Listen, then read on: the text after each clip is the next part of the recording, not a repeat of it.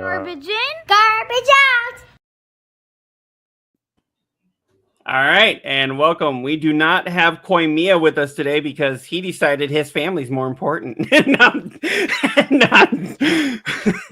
No, honestly, it is, but got to make the dig. we do. And I know that we're a little late getting started, and for that, we just have to say we are deeply sorry. That's how we're doing this show today. Yeah, we have Neodeath coming for. This is technically your second show, but first official show as a host. Yes. So yes, last time I was a guest. Well, you kind of told us last minute, like, "Hey, can I come on?" We were like, "Yep, let's do it." I mean, it just fit into the schedule, and it was kind of like what I was already doing. So I was like, "Yeah, why not?" Yep, and now it seems like we got it set where we're going to be able to all three of us be here at the same time, at least most weekends. Unless we have families. Yeah, man.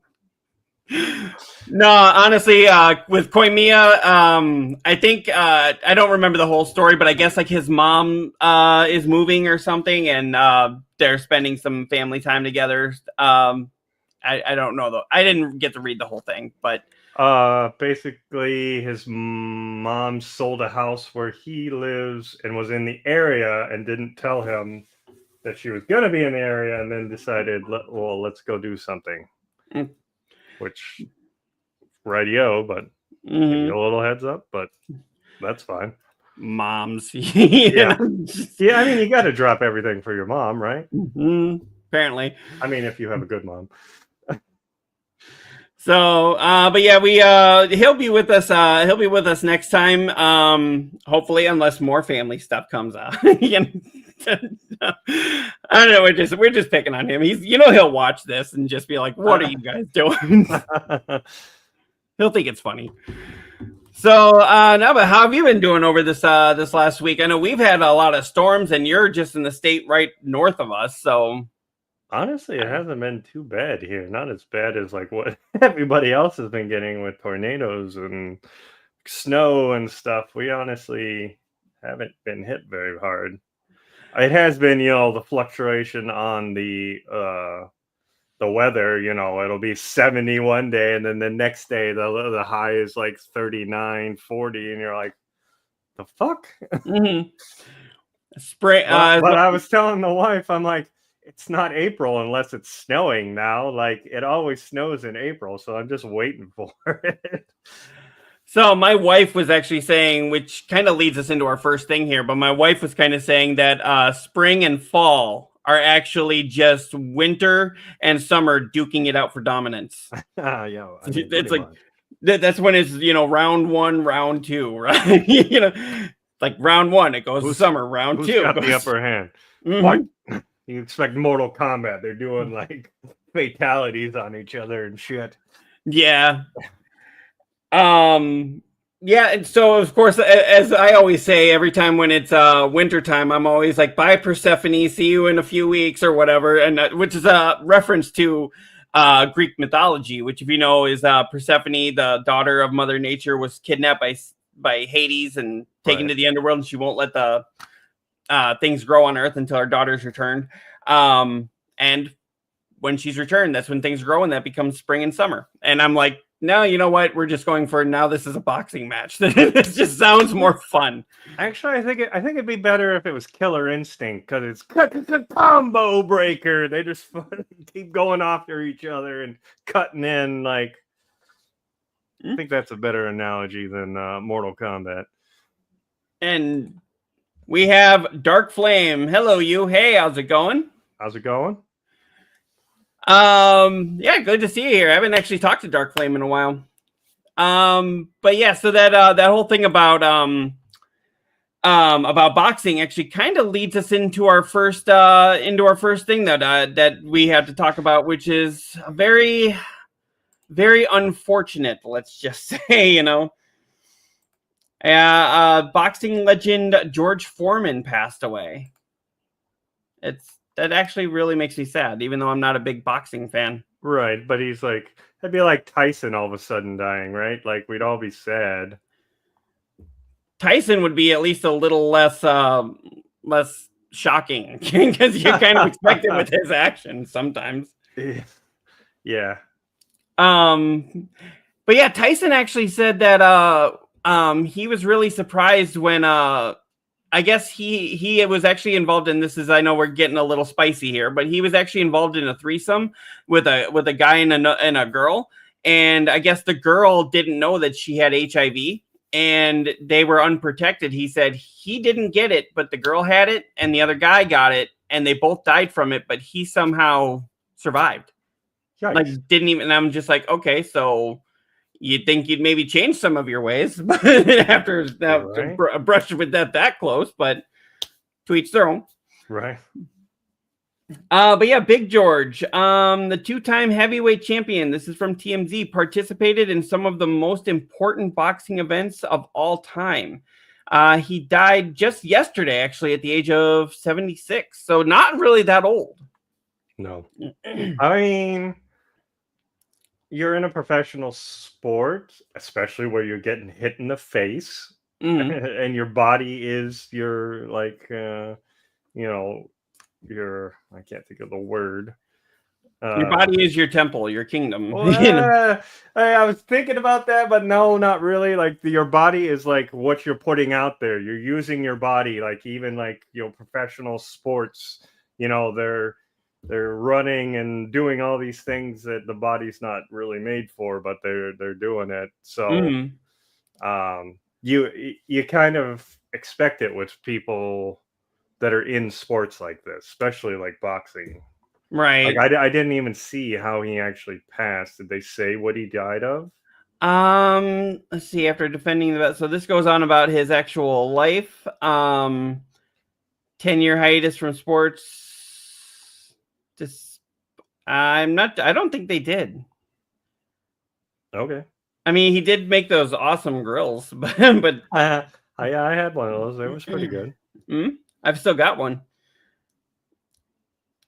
Yeah, it doesn't say. It just says rest in peace, George. So yeah, it doesn't say what like probably like a heart attack or a stroke or something like that. Yeah, humanitarian. So yeah, this is basically just an obituary. It doesn't say what he died of, though. Okay.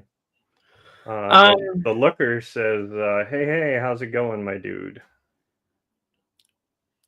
Yep, and looker's here. We got doing good. Just got home from dinner. See, I don't know much about boxing, but I read Assassin's Creed. I'm an Assassin's Creed nerd. Yep, we're going to get to that story here in a little bit. Yep. And yep, Looker. Hey, how's it going, my dude? Looker is awesome. You should, if you ever get a chance to, definitely check out the DNL podcast. You can find that. I've seen it on YouTube, on Twitch, and on I think that's Looker, go ahead and tell me like all the different places you can find DNL podcast. I was actually a guest on his podcast just recently. Spotify. See? Probably anywhere you can get podcasts would be my guess, like Apple and. Yep, I know YouTube. I know Twitch. I know that Twitch did podcasts. Yep. We're doing this on Twitch right now as well too. I got this dual streaming. Nice. Yeah, he says Spotify, Apple, Amazon, Pod, and Bean. Yep. And YouTube. That's what they want. So, yep. And before we forget, to Mr. Foreman, this is how we show respect here. Controller's up for you. I don't know, Brian, if you have one, because I do not in my computer room. Okay, we can just do this then. Fist bump. There we go. But yeah, controller's up. Respect for you. Thanks for everything that you did for us. It, wasn't a lot in the video game and that kind of industry, but you know what? He still made a big impact on all of us in some way. It's because of him that we've eaten some great burgers. Some lean burgers, Got to do the lean stuff now. Right. See, yep, he says Twitch and YouTube Live, Podbean. I have not heard of that one. Okay. I thought that was two separate ones. So, But yeah, that was a really interesting thing to wake up to. Actually not even wake up to, but just see last night, just flash across there. I know he had passed away. I think before we came back, Michelle Trachtenberg had passed away. Yep. From the Adventures of Pete and Pete. Everyone talks about, oh, she was on Buffy, and I'm like, no, that is Nona from Pete and Pete, and that will always be Nona from Pete and Pete. I mean, I guess it depends on when you were watching TV, I guess. Mm-hmm. Like if you grew up with that, then that's what you grew up with. I mean, I saw Buffy, I saw Euro Trip and all that, and I'm like, you know what? Hey, that's just Nona from Pete and Pete in a bikini. That's Nona from Pete and Pete, fighting vampires. Which is actually something they probably would have talked about on Pete and Pete. But probably. No, and I see you've got a Metroid shirt on. Yes. Nice. So is Metroid your favorite? I would have to say yes. Not the first one, though. It has to be 2. Super Metroid is what really got me into the series, because the first one was hard as fuck. Mm. I remember trying to play that as a kid, and I don't remember if I got very far, but the second one, I played the hell out of that one. Was that original NES or was that Super NES? I forget. The first one was original NES, and then the second was Super NES. Okay. Yeah, remember how difficult those games were, and we had no way of really looking it up other than to get good? Right. Actually, yeah, like I remember specifically me and my friend were playing the game. We were stuck, did not know where to go. We had gone everywhere you could. And so we had to call up the Nintendo hotline, and we're like, we don't know what to do. And they're like, you have to go into Nowhere Fair, and there's this glass tube that you're walking through. But if you do a super bomb on it, it explodes it, and you can then continue on. And we had no clue. We're like, just boom. We had no clue of that. And we're like, all right. God, the Nintendo hotline, I called it so many times. Right. That was YouTube before the internet was even a thing, Right. And people now, they sit there and go like, oh, remember G4? It's like, I remember, the Nintendo hotline. That's how old I am. Yeah, and it was such a new game. Like, it wasn't in the Nintendo magazine yet. So, yeah, you had to call them. Mm-hmm. Get permission from your parents, kids. Yeah.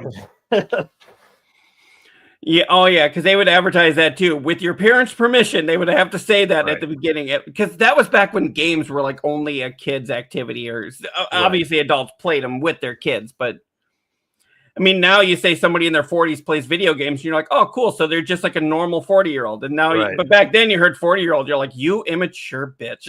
Right. Pretty. Actually, I need to correct something before all the nerds get on me. Technically, Super Metroid is the third one. The second one is Metroid Returns on the Game Boy. Remember the stupid green Game Boy? And that actually one, I played the shit out of that one too. But like that was probably one of my favorites also. And it was the first time that I'd seen a story that continued on from game to game, back in the day, and from system to system.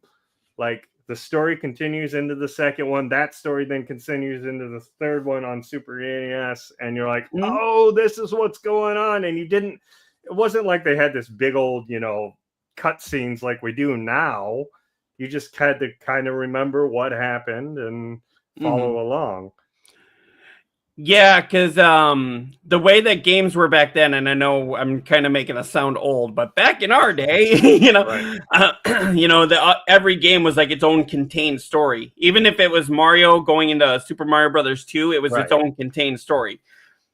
And that's why the you never had any consistencies between all of them. You're like, why the fuck does she keep getting kidnapped? Like, what is she doing? I think some memes on Facebook have showed us what she's doing. Yeah. She's getting kidnapped.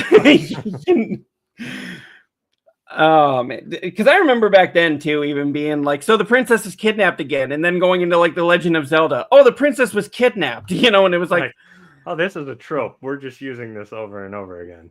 Mm-hmm. That's why But the problem with that one was Mario. I mean, for us in the United States Mario, we got Mario Brothers 2, which was nothing like the first one because they had scrapped the real Mario Brothers 2, which became the Lost Levels. Like, so we come into this and we're like, what is this? And then we find out later that it was a completely different game that they just reskinned Mario into. Like, you're like, oh, okay. Yeah, Which is definitely no consistency on this. Which is funny because a lot of people now, when you get the Princess Peach game that's out, and they're like, when have you ever been able to play as Princess Peach? I'm like, I think it was like 1987 when Super Mario Brothers 2 came out. Which, that was what everybody played because she had the best jump and could pick things up faster. Like, you played as the Peach. Nobody cared. Nobody judged you. Well, they judged you more for playing as Mario because he had the worst jump. It seemed like. Yeah, slow as hell picking stuff up. So did you ever play the Lost Levels? I know which in Japan that was Super Mario Brothers 2, but did play them? Yes, because Super Nintendo, they put out the Super Mario All-Stars collection where they had the Lost Levels, they had Mario 1, they had Super Mario, and they had a couple other ones on the cart too. So yeah, I got to play all of them. But yeah, I mean, I remember when I had my original first NES, and that was the only game I had was Mario and Duck Hunt. Like, I could get to like World 8. I think it's level 2, I think. So there's 2 little pillars. There's a pipe right here, and you have to go really fast and make this really big jump. And I could not do it for the life of me. I didn't know how to do it. And man, did I get so frustrated and would lose all my lives. And I'm like, oh, okay. Well, if I remember right, wasn't that why they decided not to release that as Super Mario Brothers 2 in America because they thought the Western audience would find it too difficult? The second one, yes. Yeah. And the second one was a lot more difficult. Because they wanted to cater to like kids about our age, you know, which I know you're a little older than I am, but they wanted to cater to the kids and the families and the young crowds, and they figured this was way too difficult. Like even parents were going to throw the controller down and be like, "Screw this!" Right? Yeah. And someone else just mentioned that. Oh yeah, I was watching somebody did a run through of the original Echo the Dolphin, and I remember playing that one too, and how hard it was to get through that one because you have to always get air and you're always getting pummeled. But then someone in one of the comments said that the US version was actually harder than the Japanese version. I'm like, what the hell? Why would you do that to us? That never happens. It's usually the Japanese version is way more difficult. Right. I remember because I've always been one I've enjoyed completing my games, you know, at least until the end of the story. But the only game I remember on NES that I did not finish was Battletoads, and that was because it was so difficult. Yeah, that's like playing the original Ninja Turtles, where you can't get through the stupid sewer scene or a dam scene because you get zapped to death. Because the controls are just so wonky. I finally got through that scene, but I remember I just about broke my controller. Yeah. The only reason I did it, I think once or twice, just got lucky. And yeah, and that's another one that I was watching. I think his name was Grand Pooh Bear on YouTube. I was watching him, and he's doing like this series of the hardest games and trying to complete them and how long it takes him to do it. I remember the only way I was able to complete it the very first time was my brother, who's about 12 years older than me, who I see maybe once a decade anymore, it seems like. He was visiting. He lived in Colorado at the time, and he was visiting. And I remember he got through it, and him and I were both having trouble. And we were sitting there, of course, you think of this kid, 12 years younger, going, "Okay, try this," you know. He's this kid, you know. So eventually, he got through it, and I was like, "I want to try." So he would grab the controller, and he'd help me a little bit. And ever since then, I've been able to get through that because he showed me how to like just basically let him float. You know, okay. It's like you got to hit that. That was the trick.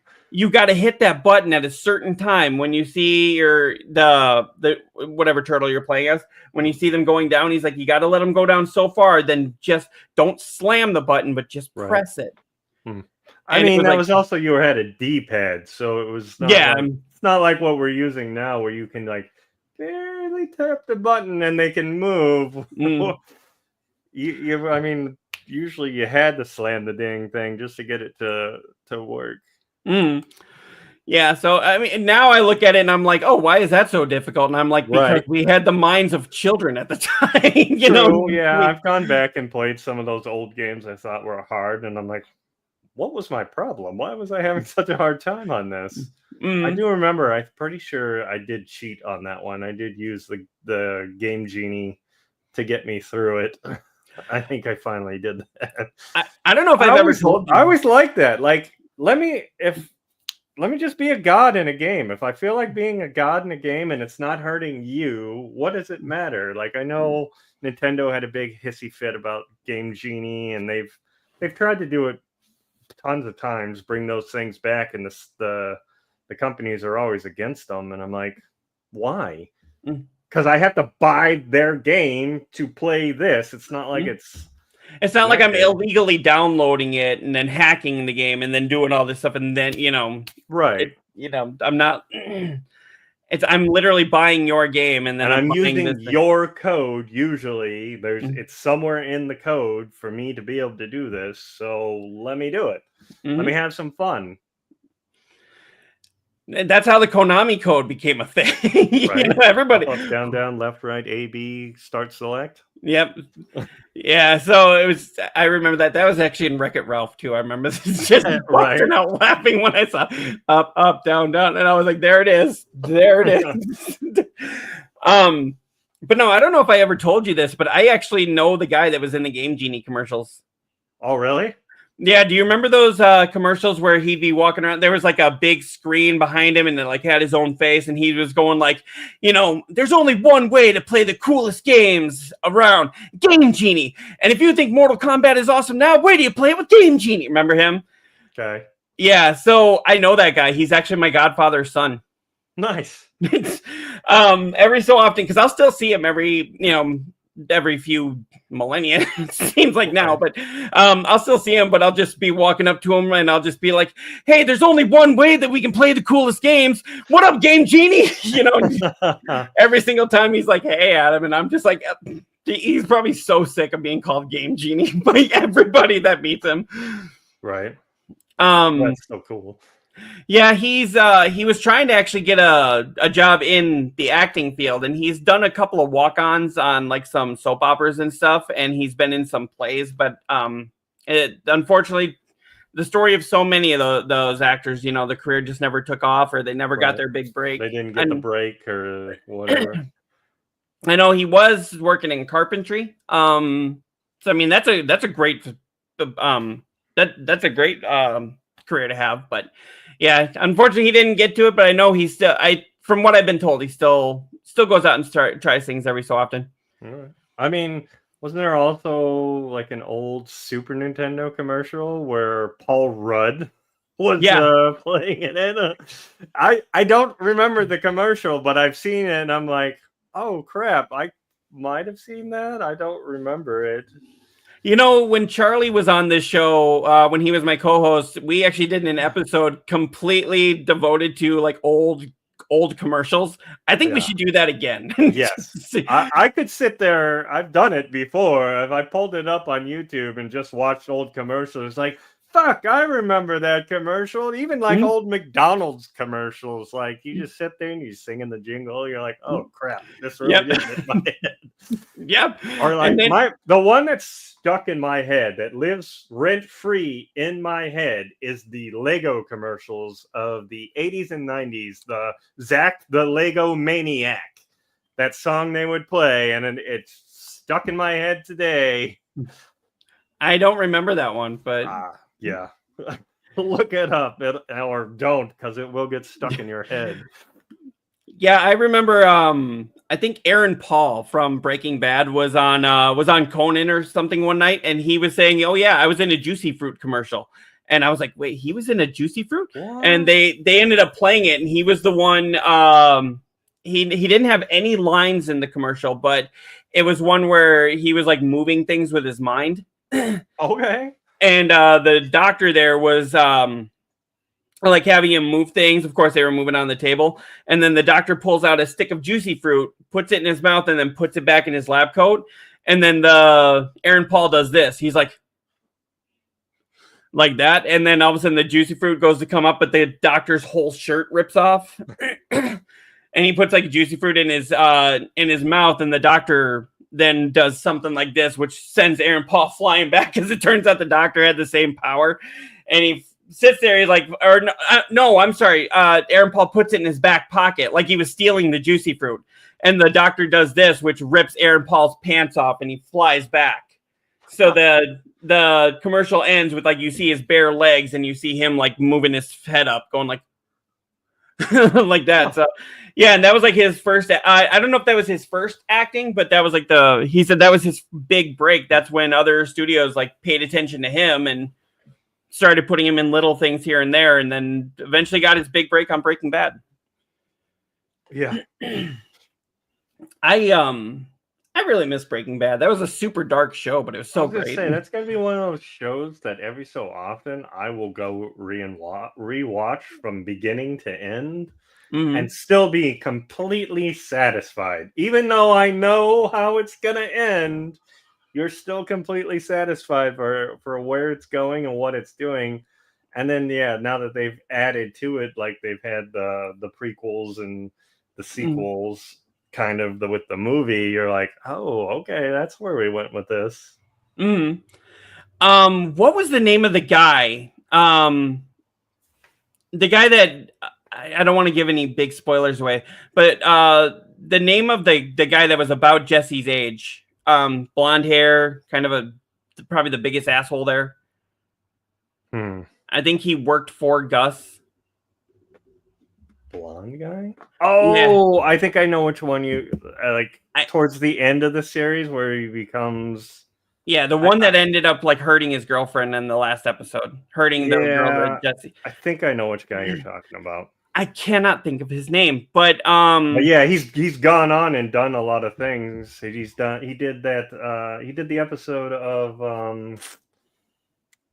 not OA. Glass Mirror. Yes. It seems like everything that he's in, he always plays the asshole. But I've seen him in interviews and everything, and he's like the sweetest guy. And I'm like, that's probably why he's so great playing an asshole all the time. I think I've seen him in some decent, like, he's been in a lot of movies lately that I've seen. I'm like, oh, I know that guy. He's from Breaking Bad. He's married to Kirsten Dunst, actually. Oh, I did not know that. Yeah, he's like 6 years younger than her, but he's married to her. And I was just like, well, she's always the sweetheart or always kind of the good girl, and he's always the asshole, but they're married in real life. Oh, you know? I guess. Opposites attract, or I don't know.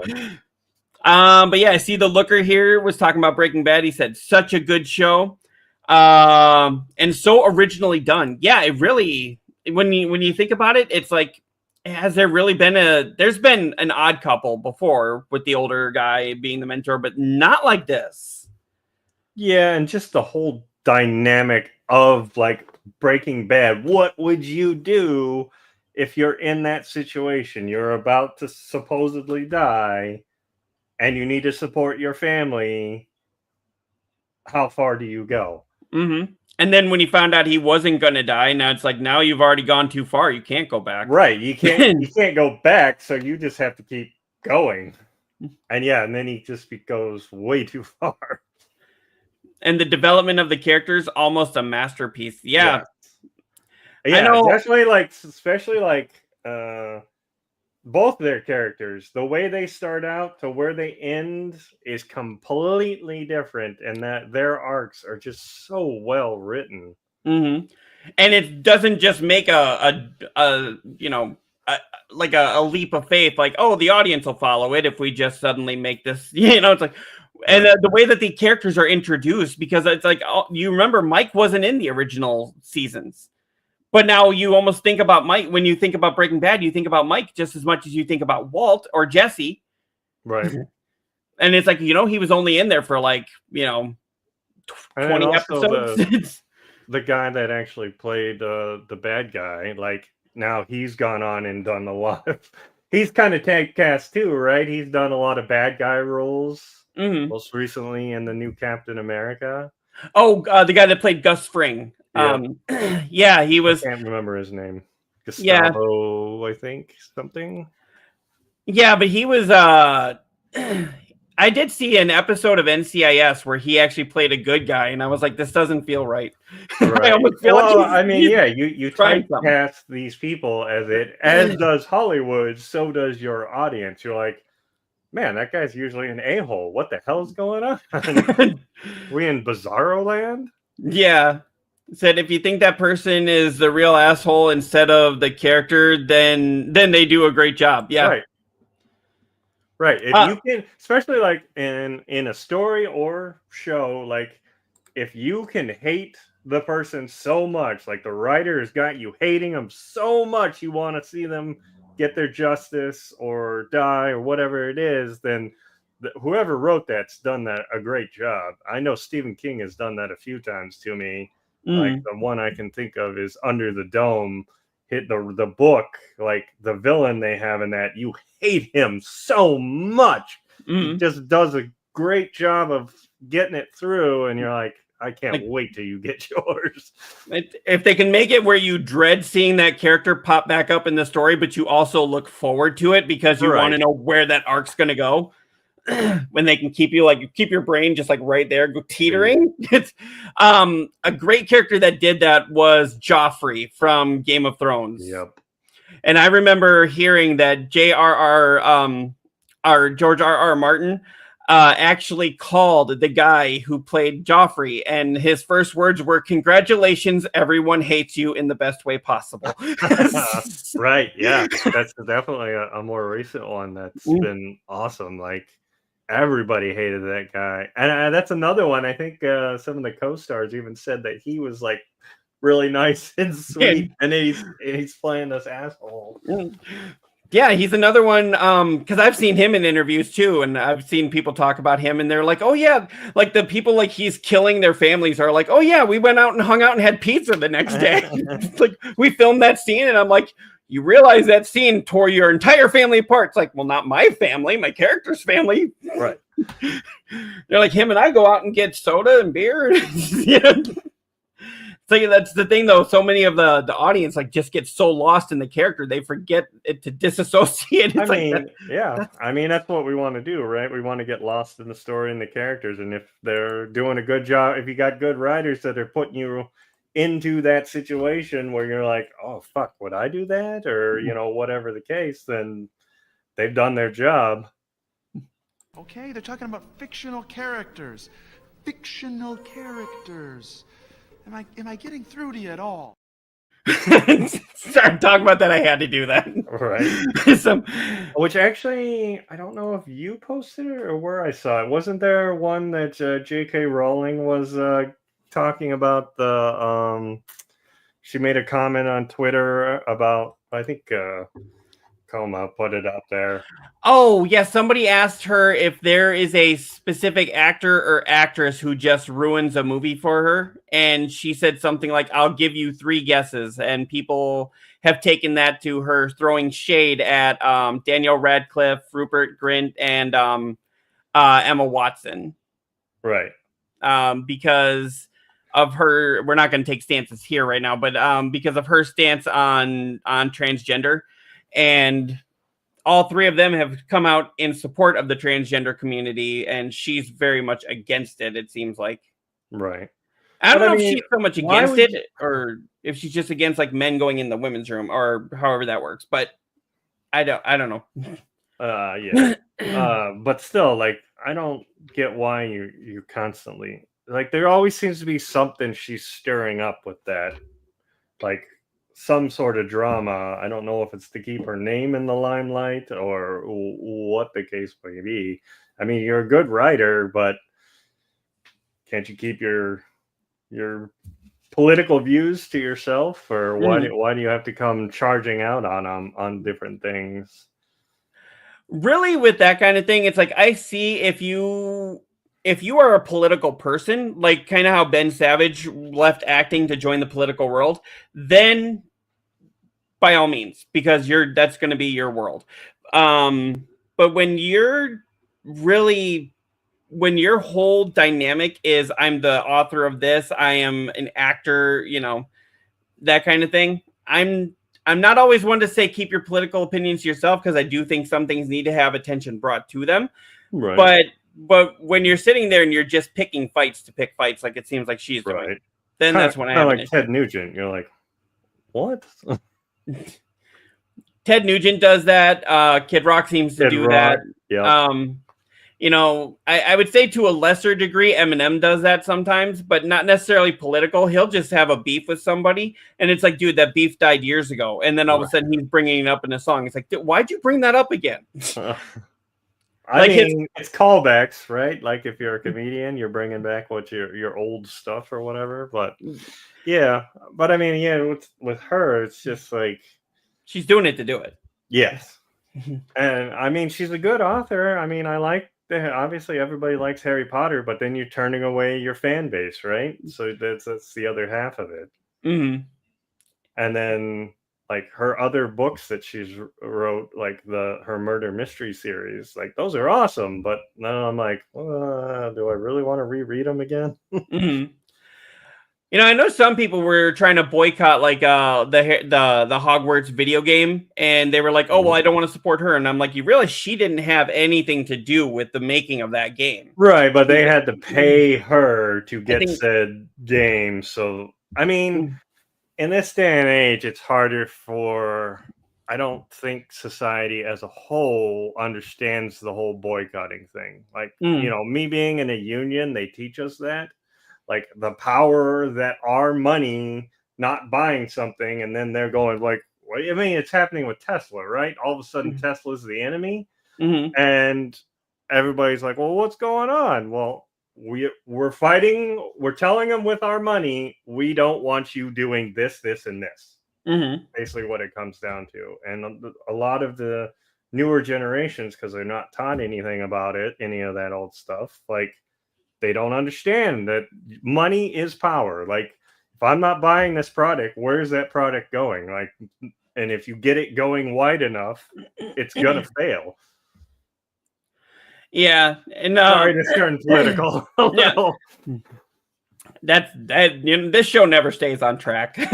So no, and the whole thing with Tesla too, I agree. If you want to boycott them, you want to hit them in the wallet, that's the best way to do it. Where I don't necessarily agree with it is like people own Teslas. Okay, let's just get it out there. Literally going out there, putting graffiti and setting someone's car on fire because you're mad at Elon. It's like, if I've got a Tesla, I don't, and I'm not going to buy one. But if I have a Tesla, why would you attack me, my car, my livelihood, my getting to and from work because you don't like Elon? Yeah, That'd be like, that's the extreme that shouldn't be taken. Like you could go have a conversation with that person and try and see if you can convince them, hey, maybe Tesla's not the car for you because of all this going, or if that's how they politically align, then XYZ. It'll be talking to a wall. But but Yeah. I mean, most of the destruction that I've seen has been like the actual like dealerships and whatnot. I don't condone it, but I can see it. I mean, we did it as our country. We dumped all the tea out, right? Boston Tea Party. We've done that. Like that gets your point across, right? We don't want this. No, I get it. Yeah. So it's really like destruction. It's a really fine line there. There's a difference between dumping tea out and like causing arson. I mean, is there? That's the same thing. Like it's still got ruins. It's not like you're gonna go pick that tea up from the ocean and reuse it. You never know. You never know. Yeah, true. Yeah, if you think about it, the way it was just a different kind of destruction. That was their way of doing what we do now. Right. We No do taxation without representation. so. But yeah, so I have no idea how to get this show back on track. Here, we'll do this.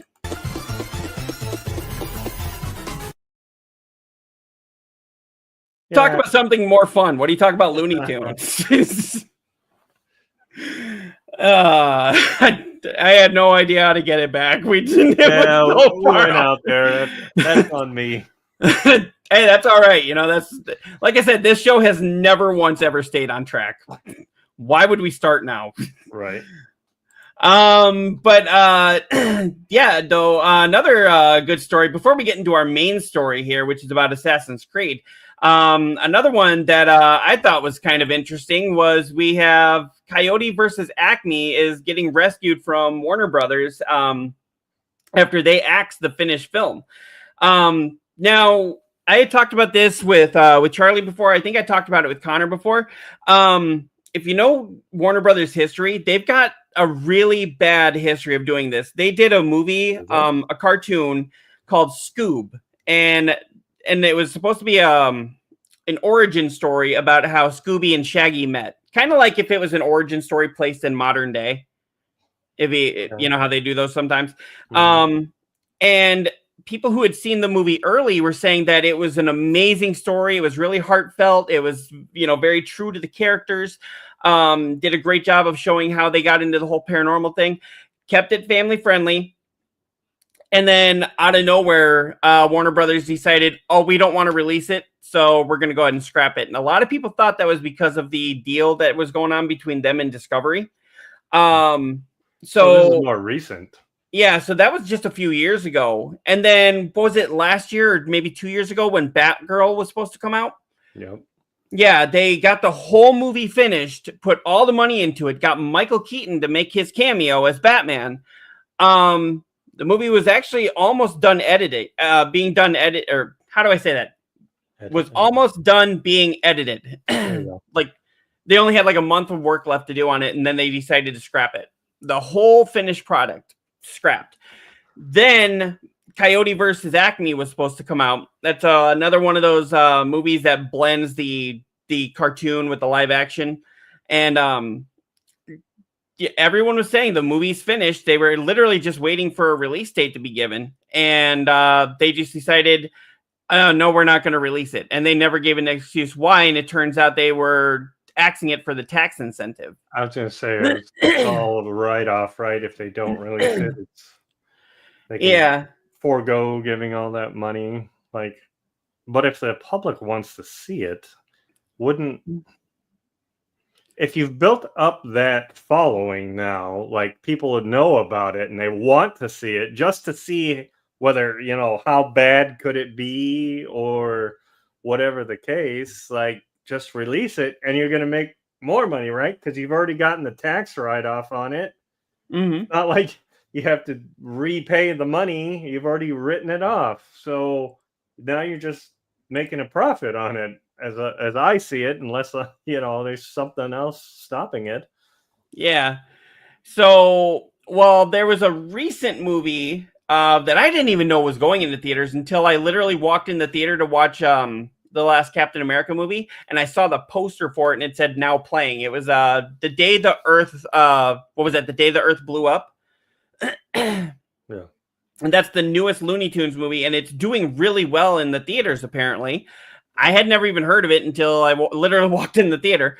And that's doing so well that I guess Warner Brothers is looking to sell it to them and have them release it. So we're going to get this movie most likely in 2026 because their 2025 release calendar is already kind of booked.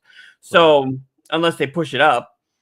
But for just a reported $50 million range, they're selling it and they're going to release it finally. So they're going to make a profit and have wrote it off. So they're getting something out of it, and the audience gets to see it. I mean, didn't they also do something with the new Toxic Avenger? I knew that movie had been done, and they were looking for distribution or whatever, and now we're finally getting it in August, which actually looks kind of fun. I want to see it.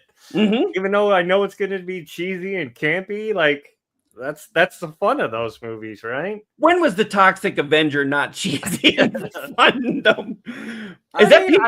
I think they were trying to go more not this time, if I remember right. If I was reading the articles right, I think the guy that that created all those finally wanted to sit down and have like a Hollywood budget type thing. I know he was trying to get that.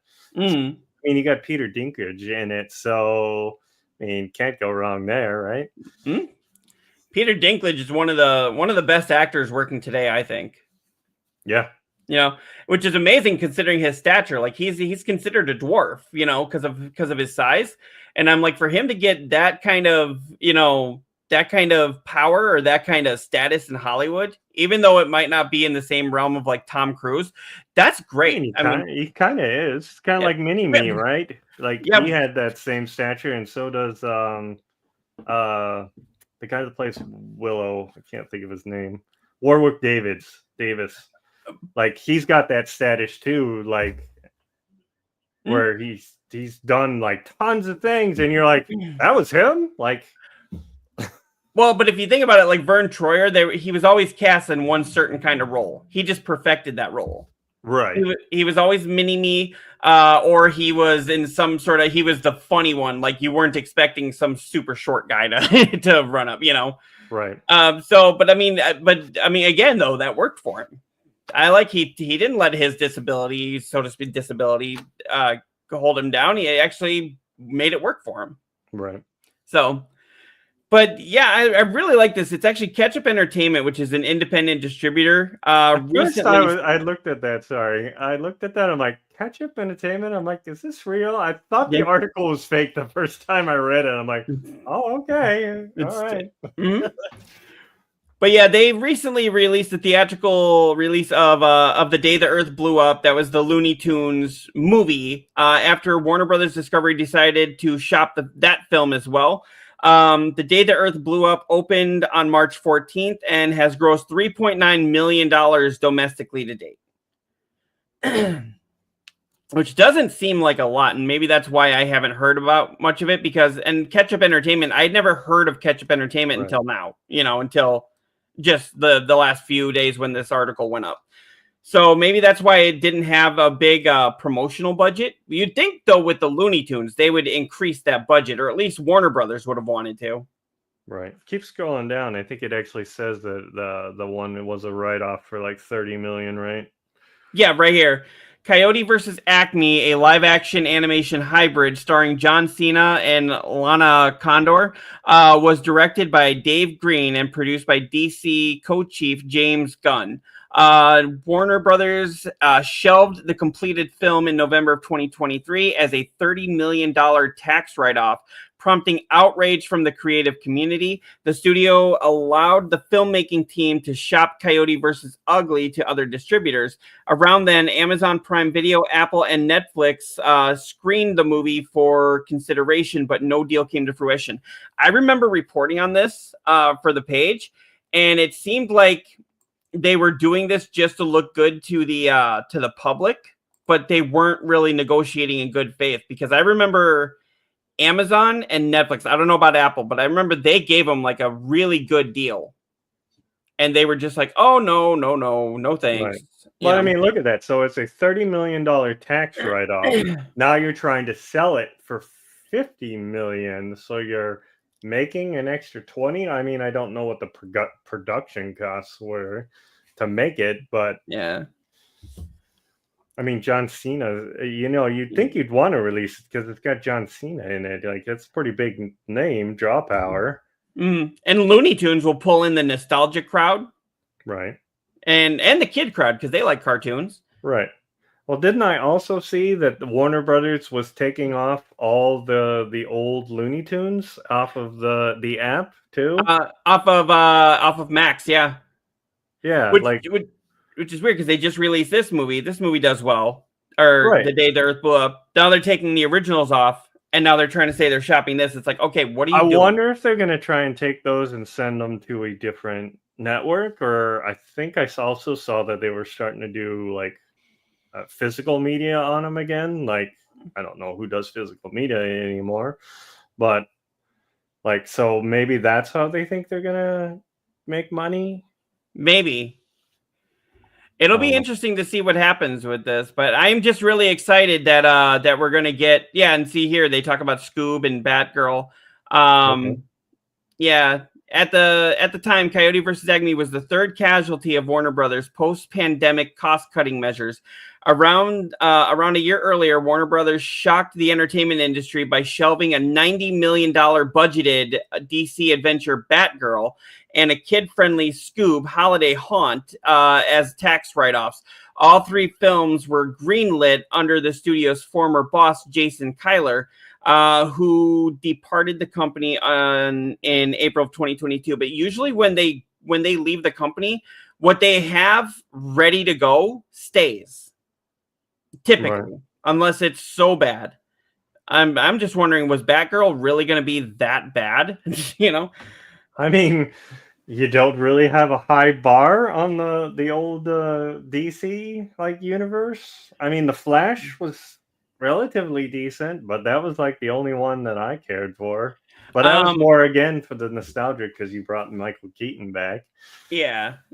And you were also putting Nicolas Cage in Superman role, which he was supposed to have decades ago.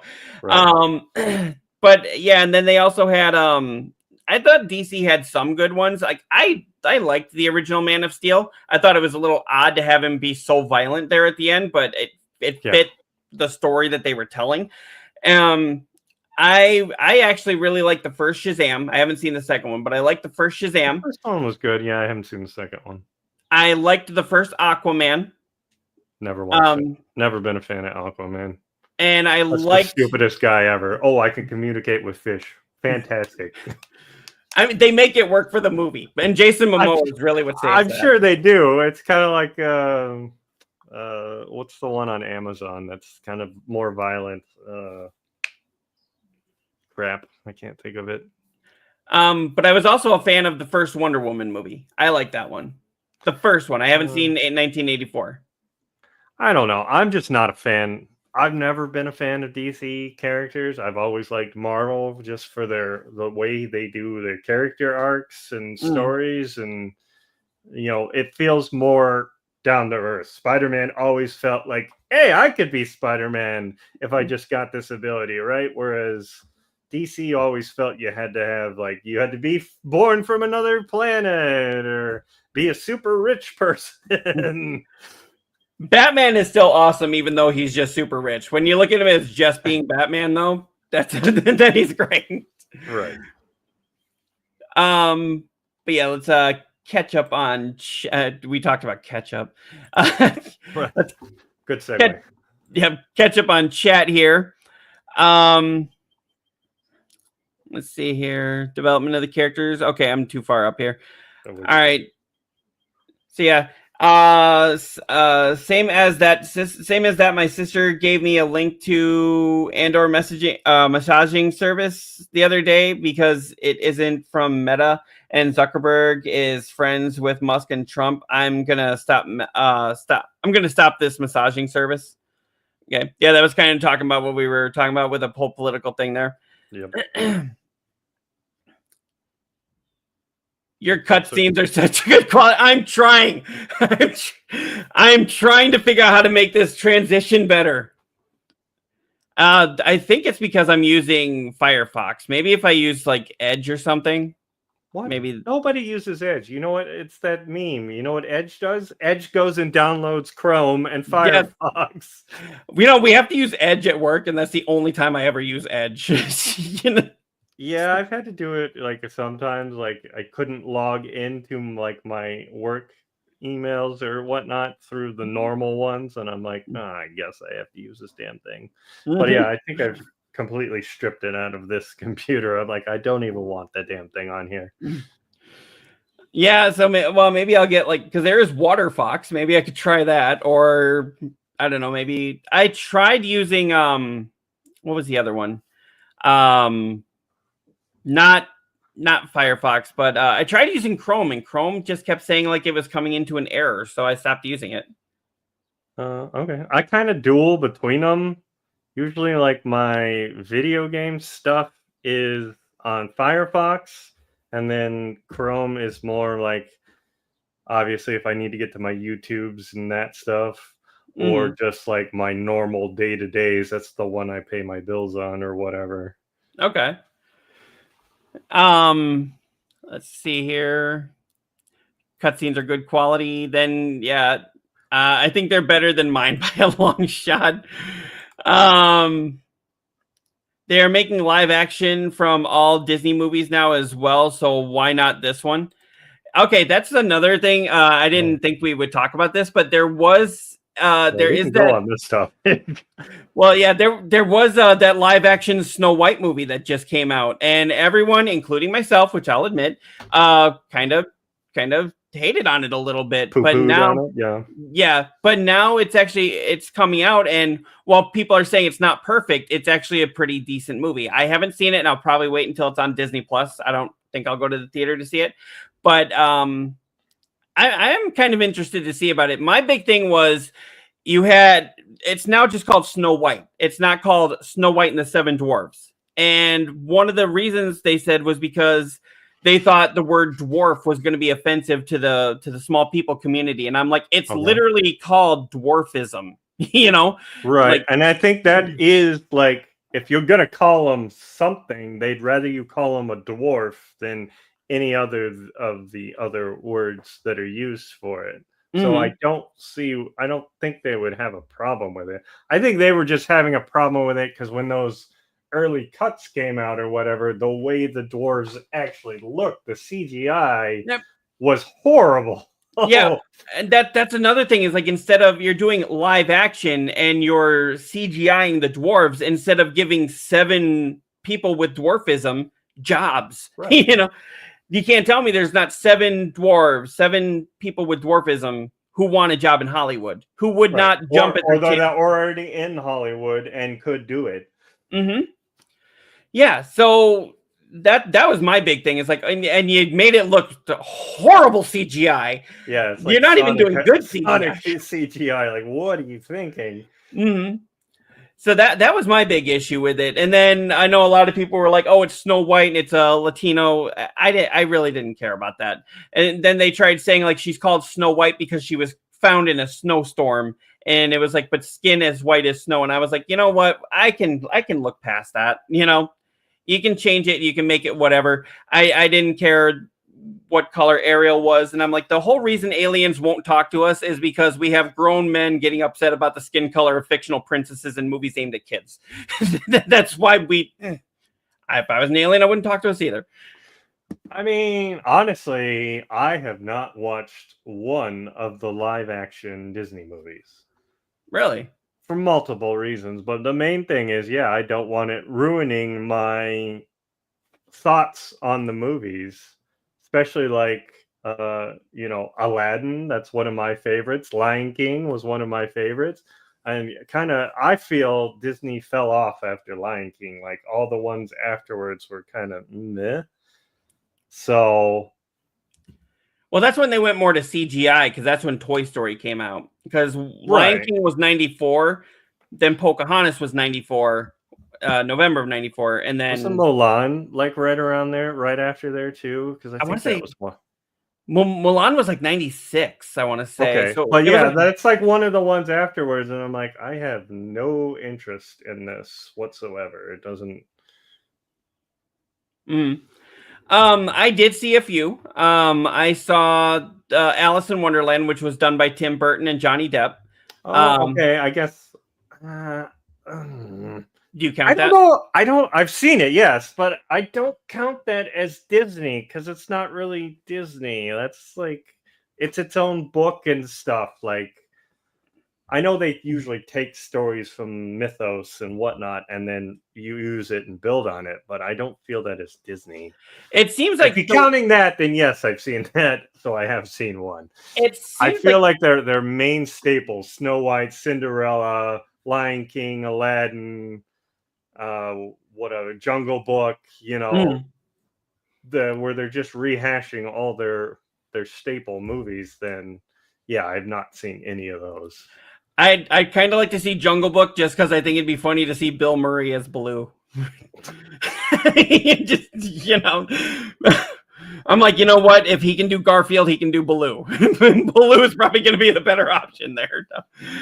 Yeah, I don't know. That's another one, like Garfield. Like I loved Garfield as a kid. I used to watch the cartoon and had the old VHS Garfield. Here Comes Garfield. Like the guy that does that voice is the voice of Garfield to me in my head. Like there's no changing that. So when I've looked at some of the other Garfield movies, I'm like, no. And he's also the voice of Peter Venkman in the real Ghostbusters too. So that's like the voice I have. I'm like, oh, that's Garfield. Yep. Yeah, I can totally agree with that. Even Lilo and Stitch. Yeah. Yeah. It's gonna be live action now. Yeah, so I did see those, and I didn't see a lot of the live action ones. I remember seeing those, and I was kind of interested in seeing The Lion King, but then I was like, yeah, but I don't want that ruined because, I mean, the whole facial animation that you can get from the animation is fantastic, but you can't really replicate that in live action. And when they tried saying that it was live action Lion King, I was like, you know what? No, it's not. It's just photorealistic animation. It is not live action. Right. Yeah. How do you live action animals? Oh, sorry. Was that your wife talking to you? Yes. She brought me a water. Oh, hi, and Liz. I was trying to. He says hello. I was trying to not disrupt the stream, and I was trying to tell her where she could watch it. Oh, that's fine. Yeah, Twitch and YouTube, and on the goes nowhere. Sorry, and on the Facebook page for Garbage In, Garbage Out. Yep. So she's watching it. Found it. Got it. But yeah, I forgot where I was totally going. Oh, with Aladdin, a lot of people were upset that Will Smith was jumping in as the genie, and I did not mind him being the genie, but I was like, okay, you had a comedian who did a great song with that, never been a friend, never. Now you're getting what's essentially a rapper who became an actor trying to be the genie, and I was like, you can't really replace Robin Williams. Almost like they couldn't replace James Earl Jones as Mufasa, which is why they got him to be Mufasa in the live action. Right. Yeah, I mean, you should make a better casting on that one. Like, what did you think was going to happen? You need somebody with that kind of energy to be the genie. Mm-hmm. Well, Will Smith has that kind of energy. He's done the goofy things before. I mean, Fresh Prince of Bel-Air, he did that for how many years?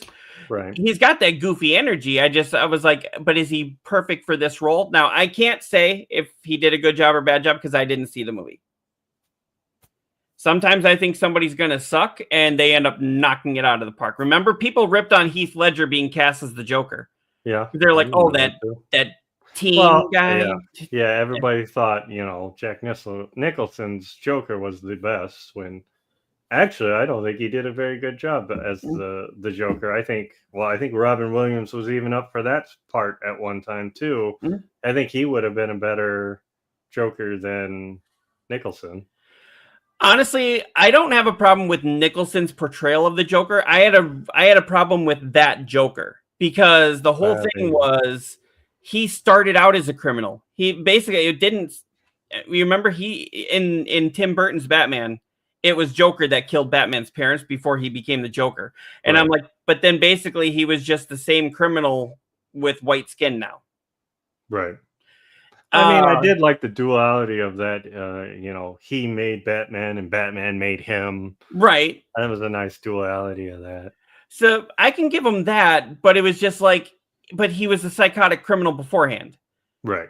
But what did you look at? Not a big story. I mean, but the Joker's kind of always been that way. Mm-hmm.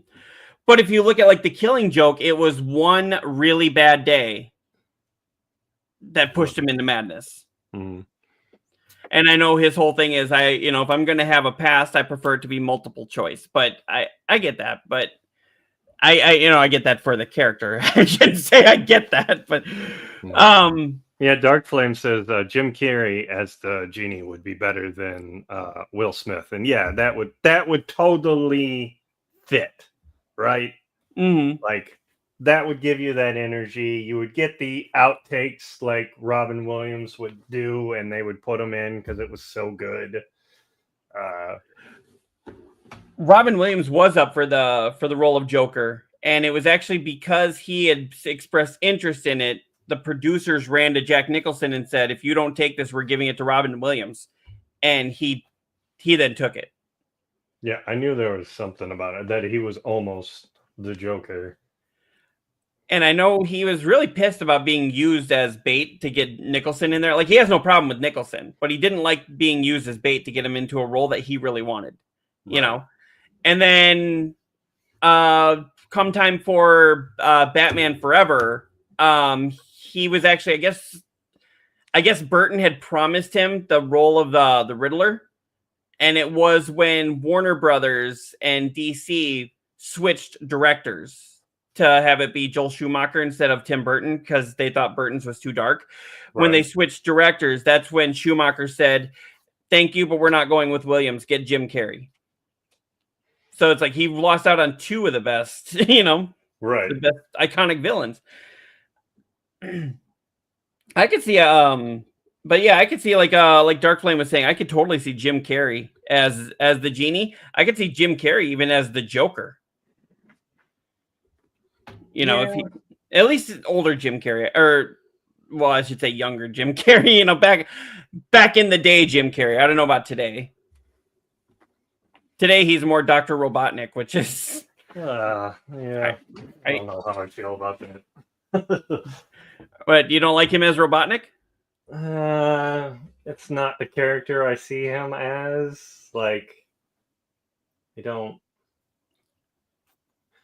And yeah, after seeing just like some of these previews and like clips I've seen of this third one, like seems like they've just gone off the wall with the character, like bringing in his dad or grandpa or whoever, that other character, and have Jim Carrey play against himself. Like, well, that was in the games. Was it? Yeah. That was in the games, but it was where he played Robotnik, and then he also played Robotnik's grandfather. So that was actually in the game, but in the game, I forget his actual name, but the older Robotnik is shown in flashbacks, like Dr. Robotnik modern day, and they're never actually meet in the game. Once they realized Jim Carrey said that he would do both roles, they were like, we have to write this so that it's Jim Carrey playing off of Jim Carrey. We have to adjust the script. So they did it that way, but that was true to the game. That those characters. What game did that have it in? Must be one of the more recent ones. I want to say it was Shadows. Okay. Dark Flame or Looker or anybody watching here, definitely if you know what game that came from, let me know. I can look that up real quick though. Okay, I'm talking like classic Sonic, like 1, 2, and 3, and Super Sonic, or Sonic CD. Like those are the ones that I remember. I just thought they were just like, oh yeah, let's get Jim Carrey to play against himself. I'm sure that'll be great content. Okay, yeah, Dr. Robotnik's father, Gerald Robotnik, is introduced in the game Sonic Adventures 2. Second one? Really? Yeah, Sonic Adventures 2. The game introduced Gerald Robotnik, the grandfather of Dr. Eggman, Dr. Robotnik's alternate name in some versions of the game. His role... Gerald's, and I'm just pulling this off of Google's AI overview. Gerald Robotnik is the scientist who creates Shadow the Hedgehog, the ultimate life form, with the goal of helping the world. Gerald is also the father of Maria Robotnik, who is a friend of Shadow. So it does tie together. All right. Yeah, so it was there. But in the games, it was always a flashback scene. Gerald Robotnik and Eggman Robotnik never met. But once they realized Jim Carrey was going to do both roles, they instantly thought they had to. Right. I mean, you're not going to get another actor to act against him, right? Yeah. Then also just uninstall Edge. Catching up on chat here. Yeah. I hate the snowflakes. Like, oh, we need to be careful so we don't hurt someone. Sometimes I just think people need to grow some balls. Hey, sometimes they do. I mean, yeah, this day and age is weird with that. Like, we're trying to not step on everybody's toes, but I mean, you can't make everybody happy. Well, there's a difference between being culturally sensitive and almost censoring people. You know, Right? like, okay, we're talking about movies here. Name me what was his name? Name me a Gene Wilder movie where he was with what was his name? The comedian. Which one? Gene Wilder and Richard Pryor? Yes.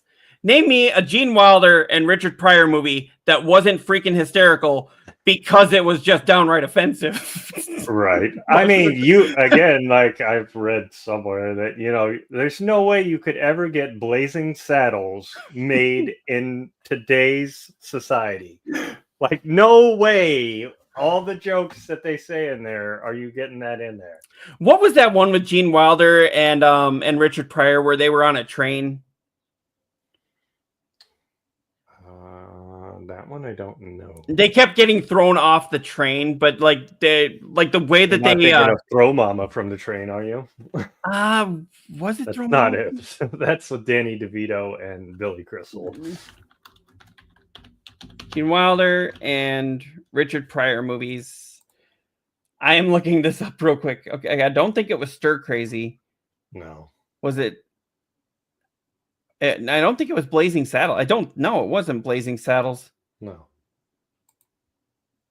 Okay, they were in 4 films together.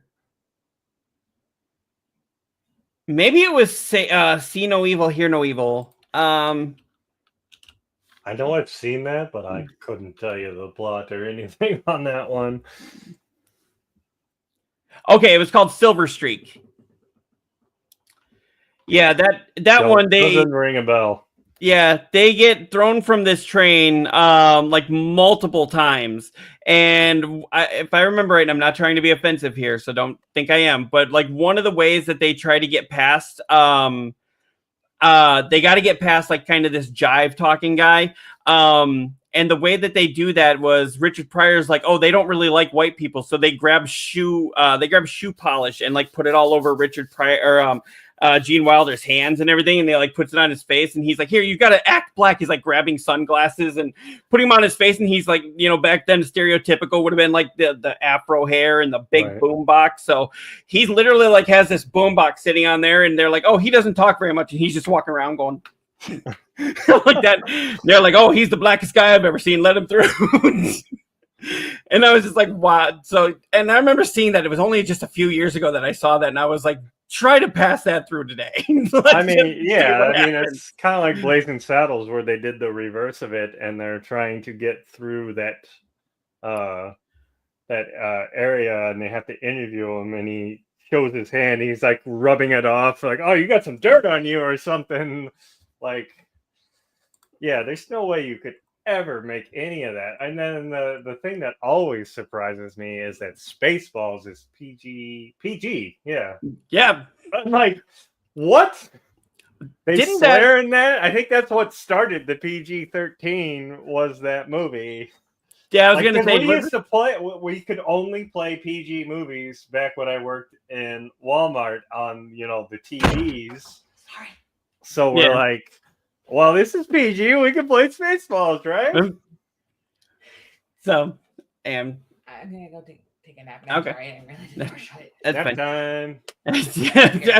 Everyone watching now knows my wife is taking a nap. So, But yeah, I remember when I worked at Borders Books, they told us too, nothing above a PG. So I made the executive decision of putting in the movie Jaws. And I told my boss, because she actually stopped it during one of the attack scenes, and she's like, "That's too violent." And I was like, "You said PG. Look at the back, rated PG." And I said, "And what is happening on the Discovery Channel right now that everyone's coming in talking about? It's Shark Week. So let's do this." And Right. she was like, "Nope, find something else." And then I put in Finding Nemo, and she stopped that one. And I was like, "You can't be telling me that's for violence."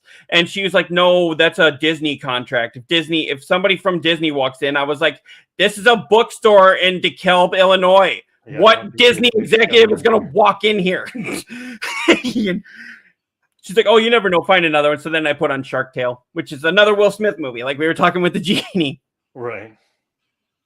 Yeah, I never understood that, like why they cared. Like, we're promoting your stuff, so if someone's sitting there watching it on a TV, they're probably going to go, "You know what? I want to go watch that movie," and they either buy it or they rent it, or whatever the case. Mm-hmm. Kind of deviating here though, but for Christmas, Not us. yes, for Christmas one year, I put in the Alvin and the Chipmunks movie, which is the one with Jason Lee, and I'm not kidding. I played that. The whole movie played through one time. We tried to play it again, and the staff got so tired of those, "How's it going?" like those Chipmunks voice. We were shutting it off. Then we tried playing it the next day. The customers were coming up and touching the power button on the TV, and I was like, "I don't think we should do this. It's not going over as well as I thought it would." No, But I remember one of the ones that we always would play, and I would actually sit there and watch it because I hadn't seen it, was El Dorado. We would always play that one. I'm like, I thought it was Disney. Well, until like later on when I actually sat down and watched the whole thing, I'm like, "Oh, this isn't Disney." Okay, I thought it was. My bad. I think there was a movie called The Prince of Egypt that came out that's kind of about Passover and like around Easter time. And it was funny, my boss put that one in, and I was like, "You realize he makes jokes about like where the women are bathing him?" And he goes like, "You've washed every inch of me." Whew, I was wrong. I was like, "You're going to let that fly?" But, Right. the attacks in this movie are suddenly too bad. And she's like, "Well, this is more about Easter." And I was like, "Oh, so you're pushing your religion on everybody. I get it." Right. As long as it lines up with your views, then it's okay. Mm-hmm. So, anyway, again, I don't know how to pull this back. We're doing this.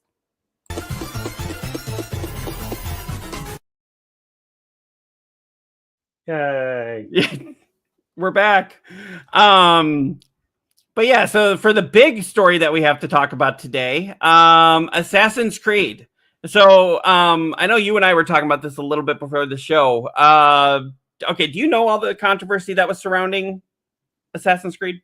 Not all of it. I knew some of it, that the people didn't like the preview or the demo where it was the chick, and where it was set.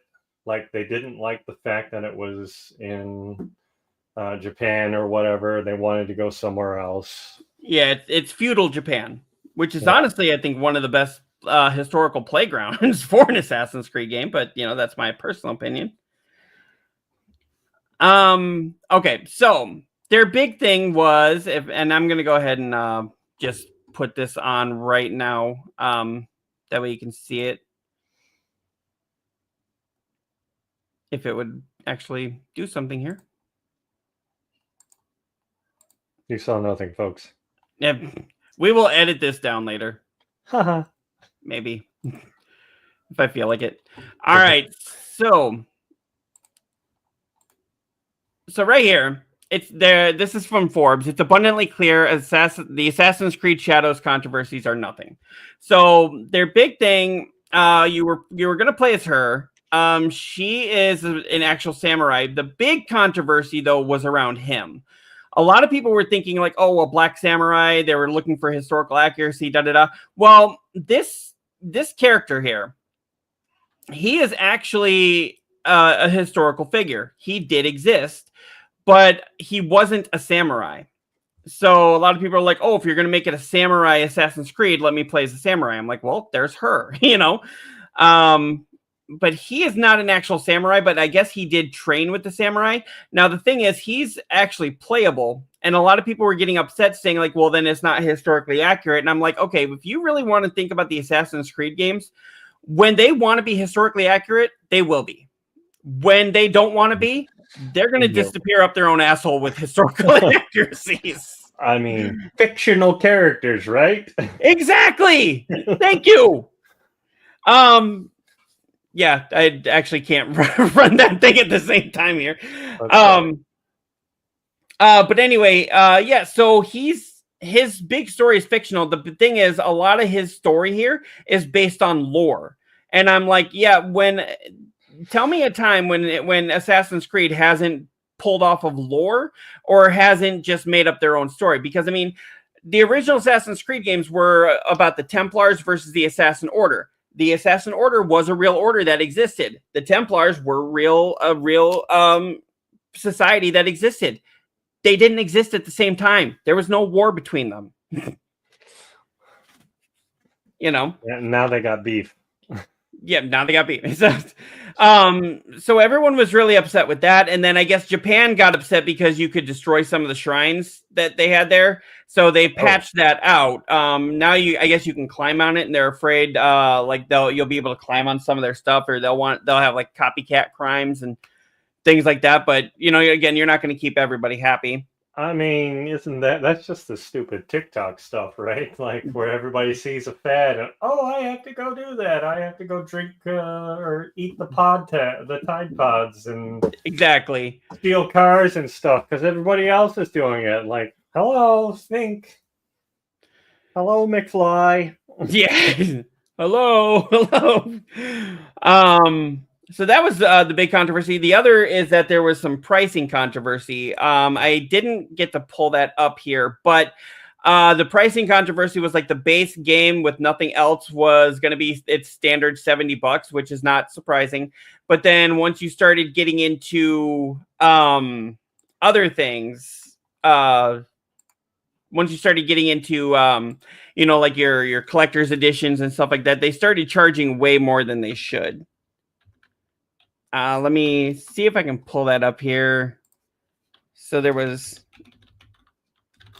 I mean, I just think as an industry as itself, now that they're starting to charge more for games, they are charging more for collector's editions. Right. And that. But I mean, then it just becomes down to a value. What am I getting for said price? Does it match my pocketbook? Like, I mean, you'll usually get me on a collector's edition because it's got FOMO stuff like that. You're not going to get anywhere else. And I'm like, crap, I better buy that. Like, yeah. I'm a sucker for that. But, I mean, it has to be something I want. If you're just going to give me a snazzy shirt in a game, and then I'm like, well, I don't care about that. Like, it has to be something kind of functional that's going to, you know, like, some sort of new gun that you can only get there, or some prequel story element, or extra levels, right? Like with Batman Arkham City, if you bought I want to say if you got the pre-order, you got the additional Catwoman missions. And right. Or didn't Spider-Man also do that? I don't know if they did it with mission. Oh no, they did it with the DLC. Okay, it was the City That Never Sleeps DLC. Okay. But yeah, here I found it was like Ubisoft cut the price of the Japan set Assassin's Creed Shadows Collector's Edition by $50. So it was going to be like $279.99. And now they cut it down to $229.99, which the collector's edition gives you quite a lot, actually. A lot of shit. It better be one of those ones where it comes with like a statue. That's the other thing you will get me on. Like I've bought a couple of the God of Wars just because I got a fancy statue, or the last one you got a whole box of like stuff with it. Then I'm on board with that if I'm getting physical stuff with it. Yeah. Oh yeah. Yeah, see, this is what you were getting with it. So you were getting the Ultimate Edition and the unique Steelbook case, which, okay, cool. I'm trying to read this because it is so small here. Map. Yeah, you were getting thing. Yeah, this token, you were getting the world map, the statue here, the collector's book, which had 84 pages, the Creed wall scroll, and then 2 of the lithograms. Now, this is you could also play it 3 days early. That's the part I don't like on the new stuff is they'll tack in you can play it before everybody else as long as you spend yada yada more dollars on it. But that whole collection, I think that would be worth it. That's worth that, but then it says here, but getting to play the Assassin's Creed Shadows on its actual release date, November 12th, was that was before it was pushed back. Was one of the benefits of the collector's edition, alongside the also included season pass being scrapped. There was a season pass for it, and then they decided to ditch that. A lot of people were thinking that was because of some of the backlash on it, and I'm thinking, or they just decided it was better to do it this way, maybe like less strain on the actual developers, Right. Many fans who'd already committed to paying $279 wondered how they would make up the cost there. So, but right. I mean, definitely with this collector's edition, you definitely got what you were paying for. It's really that season pass, and then there was a few others that they were pushing here. That was the big controversy here, and then as I was looking up here, the big controversy with if I can get it to go back here. Yeah, why was it so controversial? The narrative about the game was being drowned by social media accusations of it being woke, whatever. Like, people use that as an insult, and it's really not. By using Black Samurai Yasuki as one of the 2 leads. And while that drama farming was always ridiculous, it is even more so when you play the game and realize there's nothing remotely controversial about any of this. Right. Yeah, I mean, they want to use that woke thing in everything now, including video games. And I just don't get it. Like, just because it's going towards a non-white male or female, it doesn't make it woke. Actually, for me, when you get a female protagonist, I think it actually does a good job of showing exactly Metroid. No one knew it was a female unless you got like the top thing, and she took her suit off, and you're like, what? We're playing as a female, and no one cared. Like, I mean, like, oh fuck yeah, that made her even more badass. Mm-hmm. It's like, I remember playing that and going like, oh, this is a badass little dude, and then they took off the helmet, and I was like, oh, this is a badass little chick. Like, there's no difference. I still had fun with the game. Right. It doesn't change the story at all, unless you try and go into Other M or those stupid ones they tried to put out. Those ones were horrible where they tried to do the backstory. Yeah. Yeah, and because Ubisoft had actually had quite a few failures over the last year. There was the Star Wars game that they came out with. There was a few others that none of them really reached that was Star Wars Outlaws. Right. None of them really reached the sales that they had expected them to, so they needed Assassin's Creed to be a hit. And of course, everybody was like, oh, fuck this. I hope they lose a bunch of money, and they would deserve it.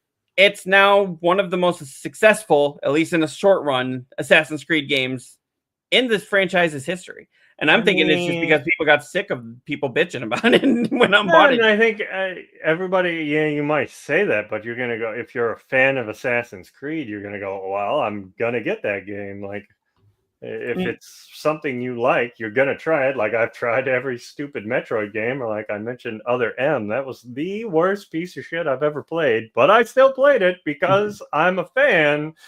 And then eventually said, nope, this is not for me. I am done with this one. Yeah, but they reached 1 million players on day one, and it sounds like even Ubisoft was having a tough time believing it, going like, "Holy crap!" Right.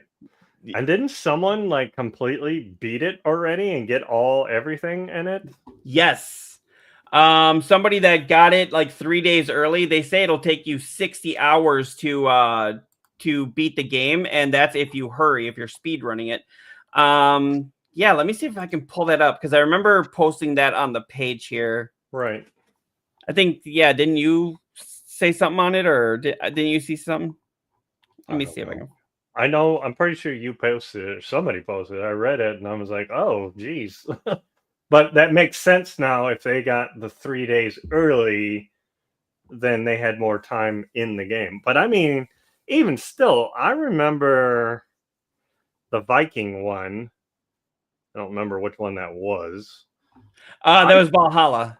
I put in probably 200 to 300 hours on that game to completely plat it. Like, it was ridiculous, all the stuff you had to do.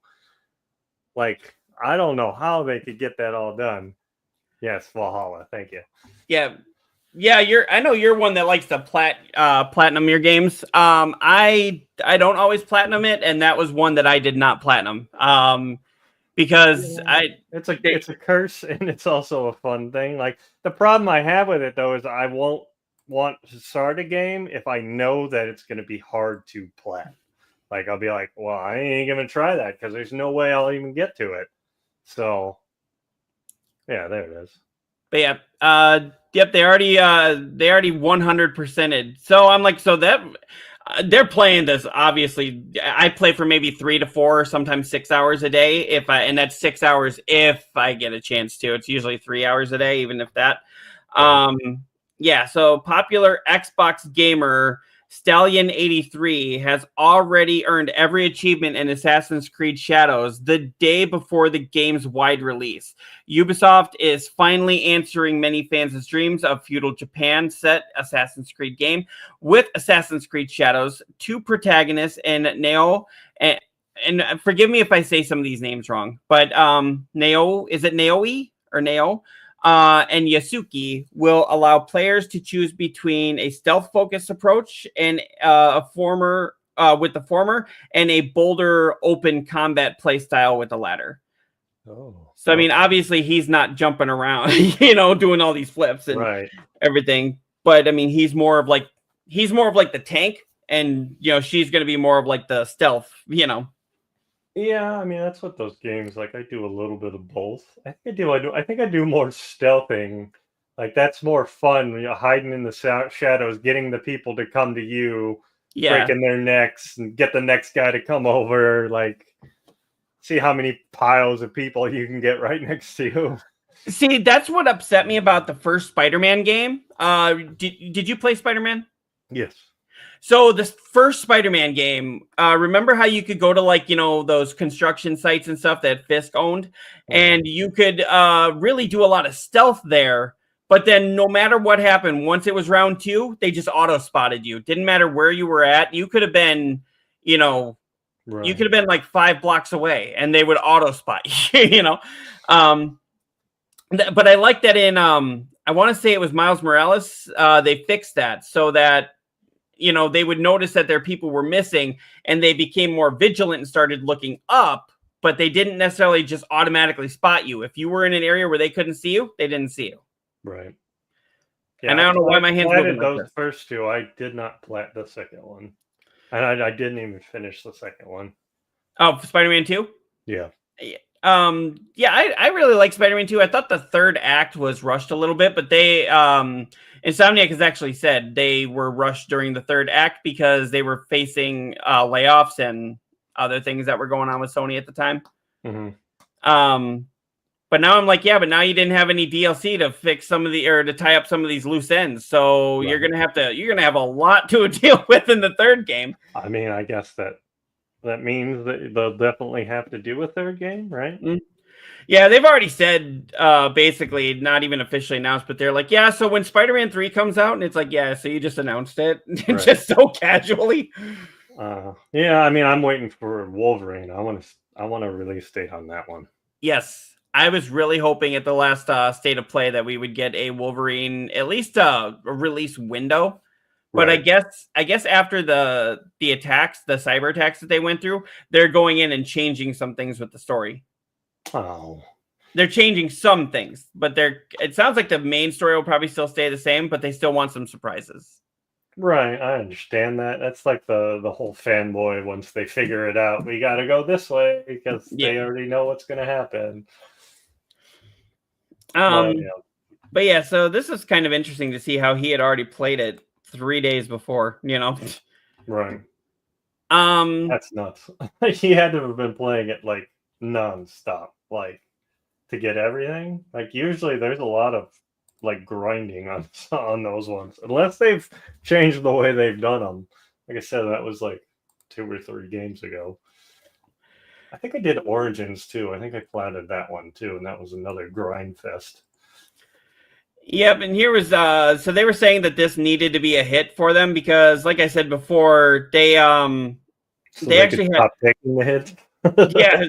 Well, look, the middling success of Star Wars Outlaws and the decision to shut down the live service shooter X Defiant just months after it was released. So they really needed this to be a big hit, and then it was getting hit with all the it's woke. You know, I'm dumb, so I have to say it's woke. Stuff.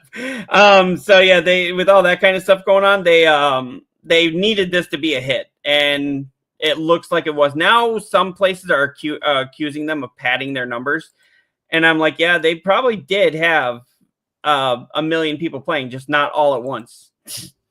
Right. I mean, every game, like if you look on Twitch, when a new game drops, like, you know, the content is there, people are watching, and then as the days go by, like it slowly fades out unless it's like, you know, a decent game.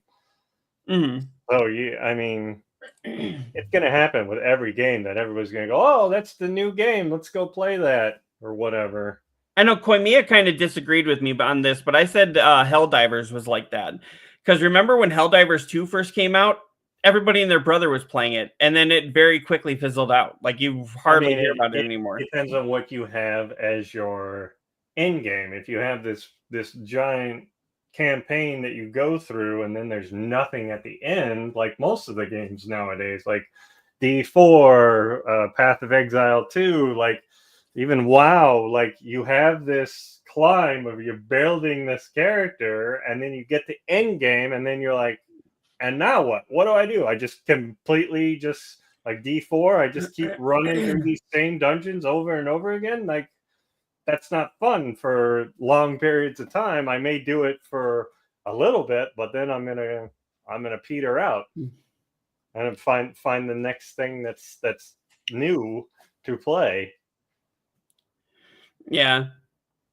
That's exactly. I mean, I'm surprised that WoW has kept its retention. I mean, for how many expansions it's put out. I mean, there's always, again, dips and dives as like the new expansion comes out. Everybody's playing again. Oh, we're on the down curve. And even like towards the end of the last season that was out.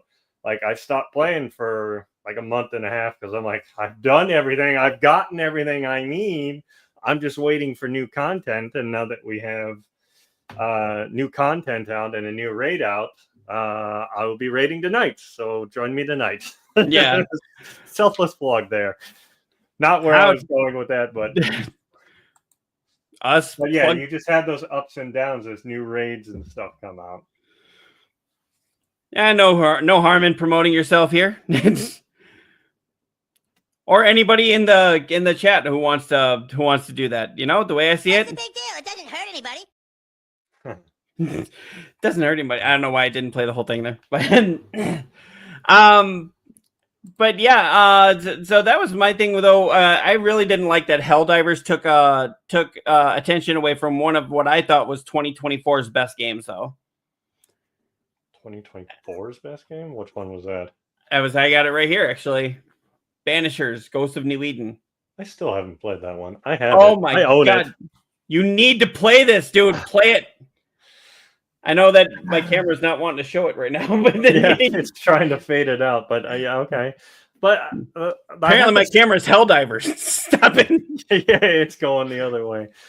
I have the same problem I have with video games as I have with TV shows, where you have too much content, you can't figure out one thing to play.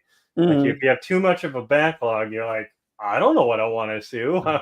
But like always, my go-to is usually if it's a Metroidvania type game, I'm there. Like, all right, I'll give it a shot. I'll play it around. If it's decent, then we're gonna play this because that's just the style I like. But like, if I'm looking at a new game like that, I'll buy it, I'll have it, and I'll be like, I don't know if I want to play that. I don't know what type of style it is, or you know, even though I've gotten good reviews from you and others.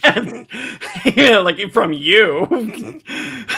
Well, No. I think wasn't Kodama? Wasn't he like he was really big on that one too, like trying to get us to play it. So I was like, oh, okay. I think that's why I originally bought it, but just didn't play it. I remember I mean, I haven't touched Oversoul. my PS5 in quite a while. Been more on the PC. So if you want to know how Banishers plays, it's kind of like a hack and slash, it's rated T, but it plays like a hack and slash, but it's more of like an action RPG hack and slash. RPG. Yeah, so it plays all like that. It's really beefy though. It's like a really long story, so you got to sink some time into it. Okay. I would say a good way to compare it was like you could really compare it to the Assassin's Creed games. Like maybe it's got some stealth to it, but it's more action and investigation RPG. Okay.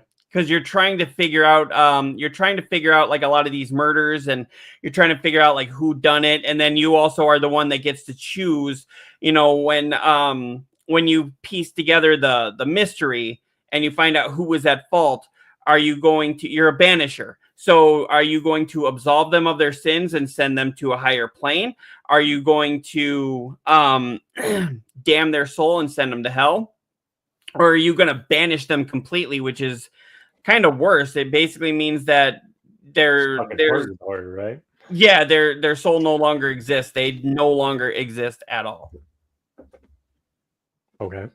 Does that play in like what your decision? Does that play into the story? Yes. Okay. So, and I'm not giving anything away here because this is the main story of it, that is even on the back of the game. So you lose somebody that you love, right? And they come back as a specter. So, and then you get to kind of jump between being a human and being the specter when you're fighting against people, or other demons and stuff like that. You get to choose which side who you're fighting as. It's not Souls-like, right? It's not that crushing difficult. No. I really don't like those games. No, it's not Souls-like at all. But you get to decide. It's not my style.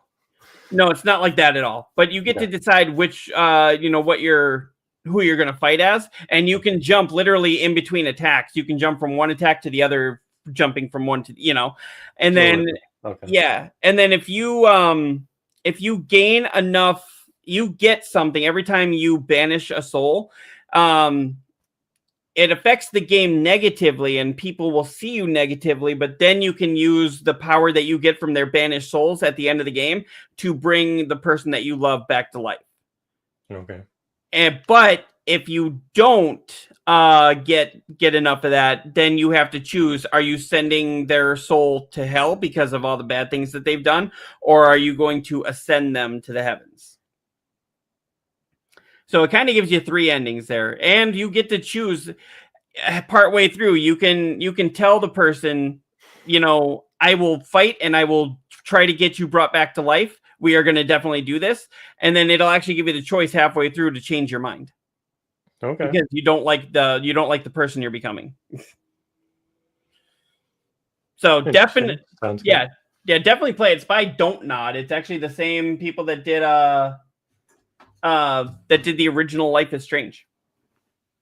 And I have all those, and even the remasters, and never played those ones either. What is wrong with you?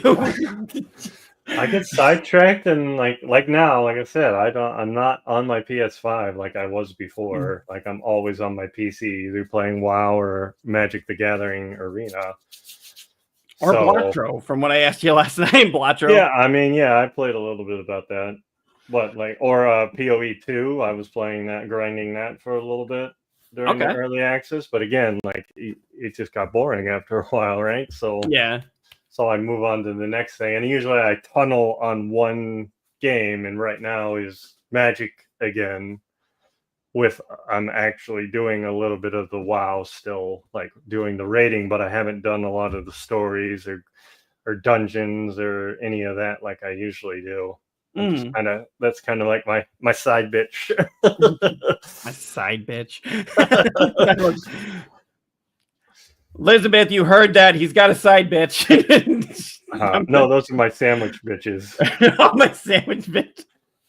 Yeah, that's the joke I have going with her. Like when she goes away, like to visit family in Illinois or whatnot, I don't cook a lot, so I'll order sandwiches from Subway and whatnot, and they'll give me a couple meals, right? So I always say I'm gonna go see my sandwich bitches. Oh man! So, see, Rachel and I, we live too far away from family, and our families live kind of close to each other. So I'm like, you know what? When you go visit family, I want to go, and when I go, she wants to get. So we don't get. But on our way there, a lot of times she'll be the one going like, "Hey, do you want to make sandwiches so we don't have to stop?" And I'm like, "That ruins the fun." Right? It's a road trip. You're supposed to stop. I want to go to different food places too, right? Mm-hmm. Well, we'll go to Rockford, and they have beefaroo. And while we're there, we have to get beefaroo. We have to get what do you call it? Portillo's, and we have to get Noodles and Company. You don't have Noodles and Company in your area? Nope.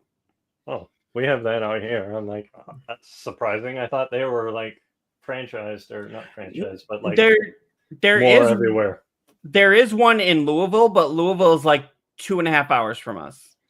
Wow. Okay. Which is kind of funny because you think of like Waffle House as being more of a southern thing, and there's actually one in Indianapolis, which is 2 hours north. But there's not one by us.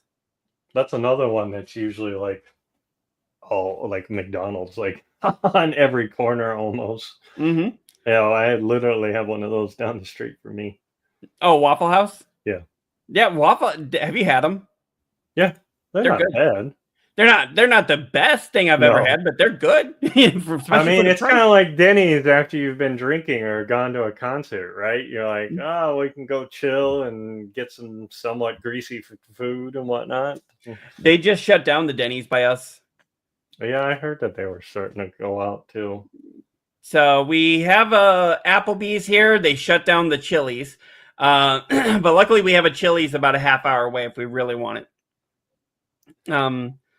I mean, they have I really think good a lot of those like big box, like just big box in general, like even like Macy's, just stores in general like that. I think we're going away from that more. We're getting more stuff shipped to us or DoorDash to us because we don't want to go out anymore. Mm. So I think we're slowly seeing the decline of that. I thought McDonald's was trying to do some. I know they were doing Cosmics, which was like their drinks and stuff.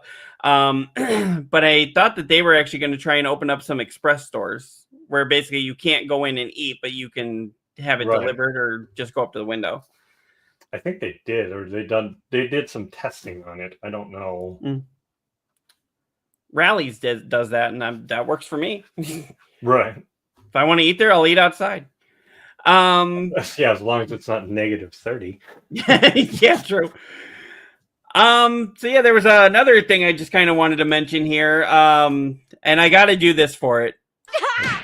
He's already dead. We have The Simpsons. We have a 24-hour Simpsons happening on Disney Plus. So basically, I thought you could just do that. You just hit The Simpsons and then just watch it continually. But apparently, they've just got a Simpsons channel through. I mean, Disney I guess Plus it just now. makes it easier. That just continually. Honestly, yeah. Now that you say that, like, isn't that something that we've asked for years? Oh, sorry, I don't know why I was muted there. Could you hear me? Yes. Okay. I don't know. I don't know why they decided to do that. Like, they've already got it. You could already do that, right? Well, Simpsons was on Disney Plus. Right. And I know you can go through the seasons and whatnot. Yeah, you could just hit play and then just let it play through, I thought. Right. Well, I know, like Halloween time a couple of years ago, I just went through and played all the Treehouse of Horrors. Mm-hmm. I'm like, I just want to watch the horror ones. I don't know But what the point of it is, but I mean, apparently Simpsons fans have asked for it for years. So that's a whopping 767 episodes. Damn. Yeah, it's a lot of fucking episodes. How are you actually going to get through that? How? So what is that? What's the math on that? At each, your phone is going nuts. Yeah, I know. What's the average runtime on those? Like 22 minutes, 24 minutes? Yeah, 22 minutes. How much time is that? So let's see, 22 minutes times, what is that, 767? That's 16,874 minutes. Divide that by what, 60? Yeah. For the hours? Yeah. That's 281 hours. That's almost a whole year of watching The Simpsons. Oh, what? That's 281 minutes? No, that's the hours. Or 281 hours. Yeah, that's the hours. So that'd be about 2 weeks. Because a week is 168 Well, I mean, hours. there's no way you're not going to sit there for two Right. whole weeks and do nothing else. Like, you got to sleep and stuff.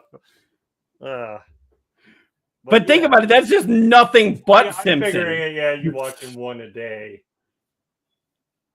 I mean, you could do that. Like, just watch one episode a day. Yeah. If you have that restraint. I love The Simpsons. I don't know if I love them that much. I mean, I stopped in The Simpsons and South Park in like the late 90s, probably, once I finally was like an adult. And I'm like, okay, I don't know where else they can go with these stories. I mean, they were good. They were fun and entertaining. South Park has actually matured a lot over the last couple of years. Have they? Yeah, the last like decade that they've been on. Yeah, they've actually changed the whole story structure. It's not the same show at all. Okay. It is with the same characters and the same attitudes of the characters, but it's not the same show. Right. I mean, like remember Randy was just kind of a background character? Right. I know they've done some character work, which is good. I mean, you kind of have to, right? To keep going. Yeah. You have a something from Dark Flame about Assassin's Creed. Oh, okay, sorry. Valhalla. Yeah, about Assassin's Creed, I'm personally really looking forward to Assassin's Creed Hex. It's about the European German witch hunting. Yes, I am really excited about that too. Yeah, the next Assassin's... Whoa! I did not know about that. What is this one? So, I want to say maybe a year or so ago, Ubisoft did a huge presentation, and they announced like they had like 4 or 5 Assassin's Creed games in development right now. At that time, it was called Codename Red, and that's what became Shadows, which is out now. The next game in the franchise is Hex, which is... Are you sure, Dark Flame? Is it the German witch hunting, or is it the Irish witch trials? A lot of people thought it was the Salem witch trials, but that's too... That actually, I would think. Well, not even too new. I think that was just too short to really make a big thing, because everyone talks about those witch trials, and they were horrible. I won't excuse them, but they didn't last for years and years and years. Right. They were a very short time, but with the Irish witch trials and the German witch trials, there's still trials that go on today in some countries, but I know they said they didn't announce anything from it officially, only showed a short trailer. Okay, yeah, so yeah, I do know it's witch trials. It looks like it's either German or Irish. Okay. And they've already piqued my interest on that one. I may give that one a go. They already said it's going to have a female protagonist, and I was like, yeah, with the witch trials, it would actually make sense to have a female protagonist. Right. But they haven't really said anything about it. After that, it's all speculation. Okay. But I am super invested in it. I'm hoping they come out with that next year. Later this year. I want it now. Yeah, isn't that always the way you hear about a game? You're like, I want to play it right now. You know, I wish I had this clip, but with Peter Griffin, like, we'll be right back, but I want it now, and like kicks his TV and like throws everything around. Well, didn't they switch the model on the Assassin's Creed, so it's now every other year they come out? Yeah, Or it'll every be 2 years. I think used it's to be like every year, and it was Yeah. just becoming too many. Yeah, that was hard to keep up with, but because Right. that was like they were trying. Assassin's Creed was trying to compete with Call of Duty as a Right. yearly franchise, and it was just like, stop it, you know. Right. Um, Losing quality and whatnot. well, it was when what was that? The French one, Unity. When Assassin's Creed Unity came out and had Yeah. problems all over the place. That was horrible. Yeah, I mean, once they fixed the bugs, it was an amazing game. But it was like it took them months to fix it. Right. Yeah, the game is expected to be one of the darkest series entries yet, set during the witch trials in the Holy Roman Empire, and will be helmed by Ubisoft Montreal. You've got me. Right. That's probably going to be a day one purchase for me. I don't care what that one says. That's a day one. It's going to be like, we don't have the money for it right now. Like, you don't have the money for it right now. I'm getting it. No, we don't have the money for the other things. We have the money for the game. But what about rent? Rent can wait. We can pay an extra fee for late. Right. No, we've actually never been late for rent here, and I'm like, you know what? That might be the one time. What was the other one that they did that was actually a bug off of Assassin's Creed? It was Imperial Felix Rising, I think it was. It was on the PS5, one of the first games that came out on it. I think so. That's what it was. Rise. Man, RYSE. Yeah, that game was really good, and I want another one. Like, I had a lot of fun in that game.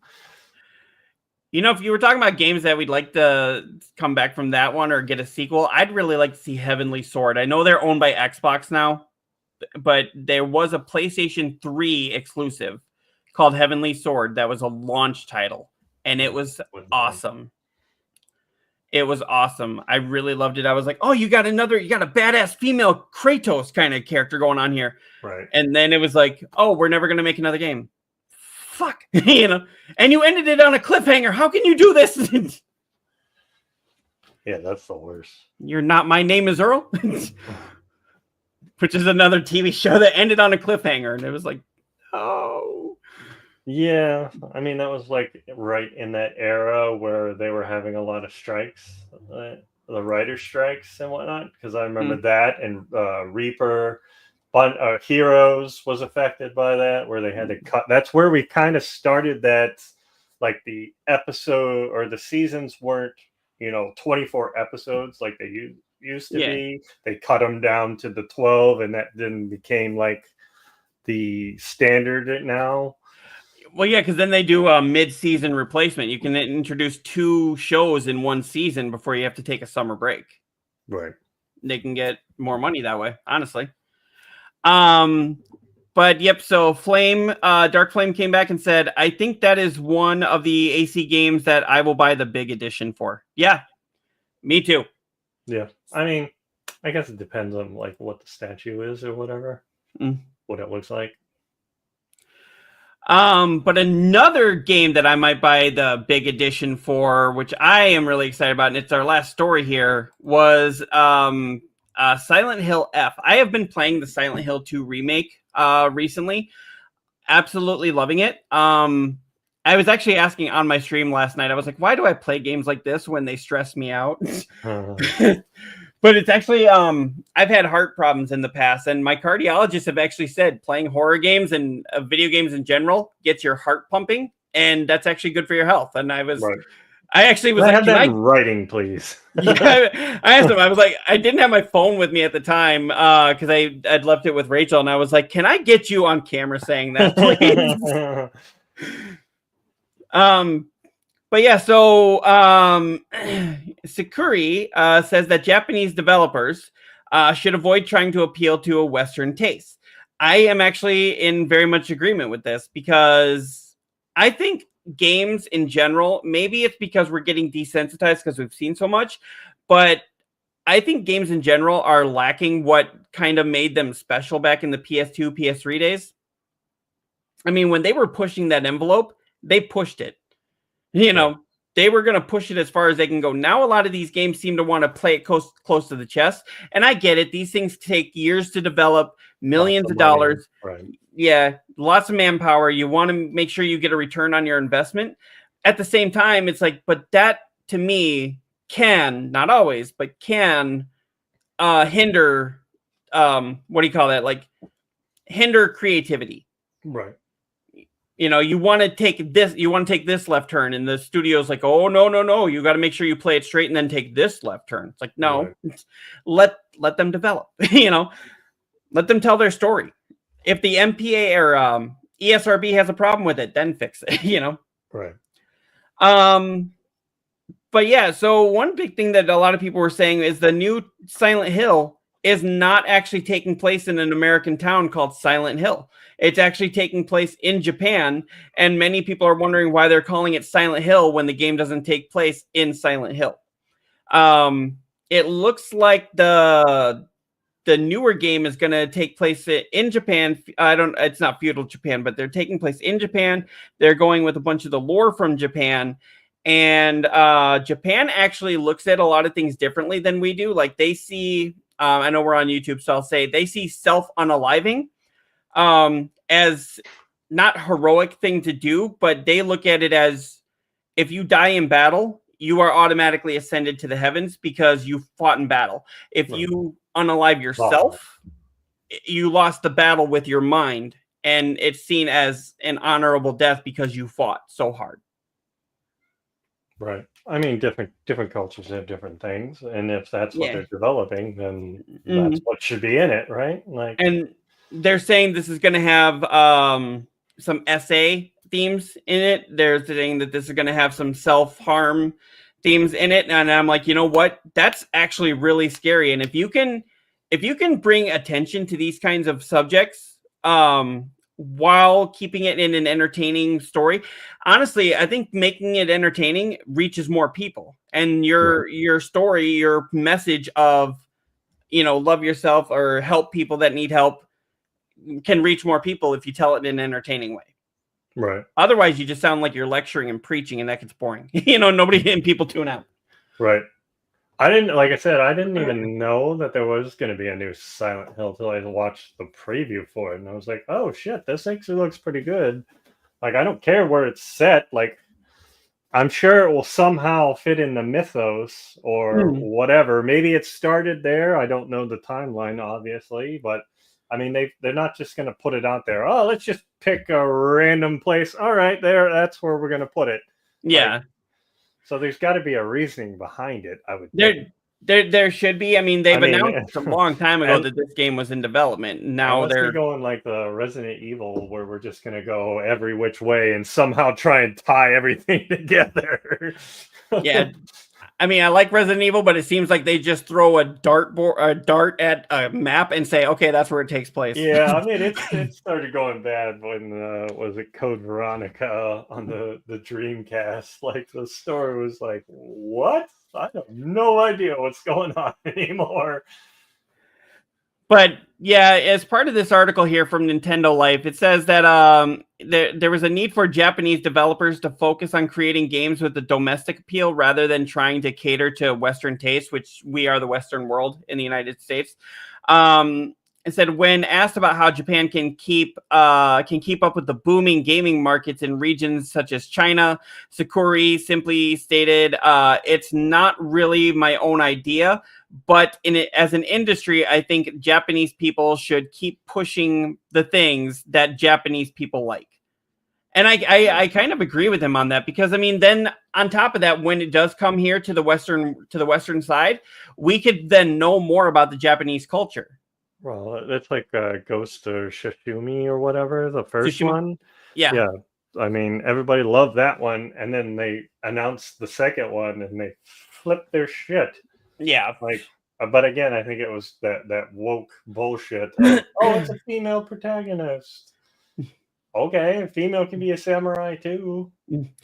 Females can kick more ass than males. Right. Or they can kick just as much.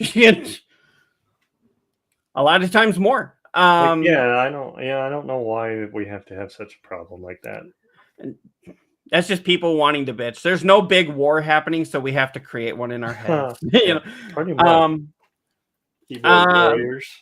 Yeah. So he goes on to say that the success of Japanese games in the West had led many teams in the region to join a growing trend of making Americanized works. However, he doesn't necessarily believe that Western games are looking for this, stating, "I think that they seek uniqueness and fun of Japanese games," which is really what I look for. I look for the fun aspect. It's like, okay, yeah, I like the American stuff, like the Grand Theft Autos, the Call of Duties and stuff like that. And like, oh, I like the ghost stories too, but tell me it from a different point of view. Right. Don't tell me the same ghost story I've heard a million times. Tell me the same ghost story I've heard a million times in a different way. Right. Tell me the origins of where the story came from. So if this doesn't tie into the other Silent Hills, then should it have been just named a different game? Kind of like that Assassin's Creed one where it was a glitch and they took the game and they're like, all right, we're going to run with this and just named it something completely different. Kind of has the same mechanics, but like it couldn't be an Assassin's Creed game because it doesn't tie in. Maybe. I mean, Assassin's Creed itself is actually a offshoot of Prince of Persia. Right. I mean, they wanted to call it Prince of Persia Assassins, and they realized that it was too dissimilar to Prince of Persia, and then they just made it its own thing. And I like that they didn't call it Prince of Persia Assassins. They called it Assassin's Creed. So maybe that is the better option. But then again, this has only given us one, a couple of articles and just one trailer. So how it fits in, we might just not know yet. If it ties into the rest of the story, have at it. I don't care. If you can make it tie in somehow, that's cool. Like maybe a ghost or something attached itself to somebody from Japan and took it. Right. If it's like a prequel story or whatever the case may be, if it ties into the bigger narrative, then cool. But if it's going to be its own like thing, then yeah, I kind of see that it needs its own name. Call it something else. Yeah, I don't get why it's like Silent Hill F. Why is it an F? Silent Hill. Fuck. Right, but yeah. Yeah, so, it's kind of like maybe that again. That may tie into the story, though. If it ties into the story, then it's kind of like what I was telling Koimiya a while ago. Remember when they did the all-female reboot of Ghostbusters? Well, see, like Koimiya and I have talked about, like I don't have a problem with that movie. I've seen it, and I thought it was great for what it was trying to go for. But it was so detached from the original Ghostbusters, it shouldn't have had the Ghostbusters name to it. I really think they should have called it something else and then said, and then in the interview said, oh yeah, this was an old Ghostbusters script that we reworked. Or, just be honest, like this was very much inspired by Ghostbusters. Right. Or even like said, hey, this is a different timeline of those Ghostbusters, but it's still... It had those same Ghostbusters scene, like the same old actors in it, but I mean, be a different timeline, and then you could have tied those timelines together later, Right. That would have been great, but I think their big problem was, nope, this is Ghostbusters now. And everyone was just like, well, Melissa McCarthy's funny, and the other comedians they're funny. But this isn't Ghostbusters. Well, yes, it is. It's like, well, no, it's not. At least with the movie Evolution with Sean William Scott and David Duchovny, they had the good decency to say this used to be a Ghostbusters script. They decided not to make it, so we reworked it and made it into this, and here you go. That's actually a funny movie. But I mean, they had the decency to say that. At Right. least they were right up front and honest with people. Yeah, you're not getting Ghostbusters 3, but here's something though, you know. Right. At least with this, they could have said Ghost Hunters, or I don't know, that's probably taken by the TV show, but like Ghost Exterminators, or well, I mean, the original Ghostbusters, even that name was already used on the old cartoons and stuff, so they had to get it from that whatever company owed them before they could even go forward with it in the movie. Yeah, I know they said that they had to fight with that too. They definitely did, but if you give the all-female Ghostbusters movie a chance and you just watch it on its own merit, watch it go like, no, this isn't what you think. But here, and you can watch it and you can enjoy it. If you're sitting there trying to compare it to the original, it's going to fall flat. Right. That's why, I'm playing Silent Hill Remake and I'm not trying to compare it to the original, even though I am. But it's like, when I go see a remake of any kind of movie, I try to go and judge it on its own merit. Sometimes it flat out sucks. The last Power Rangers movie, stop it. They're not this, whatever you're doing. Right. But or the last Ninja Turtles, like how many Ninja Turtle movies have we had? Are you talking Mutant Mayhem? Yeah. Or are you talking the live action? Oh, either of them. But yeah, Mutant Mayhem was actually pretty decent. But yeah, when they start playing around with the like different animations and whatnot, and you're like, that's not what I want, not what I remember, right? Mm-hmm.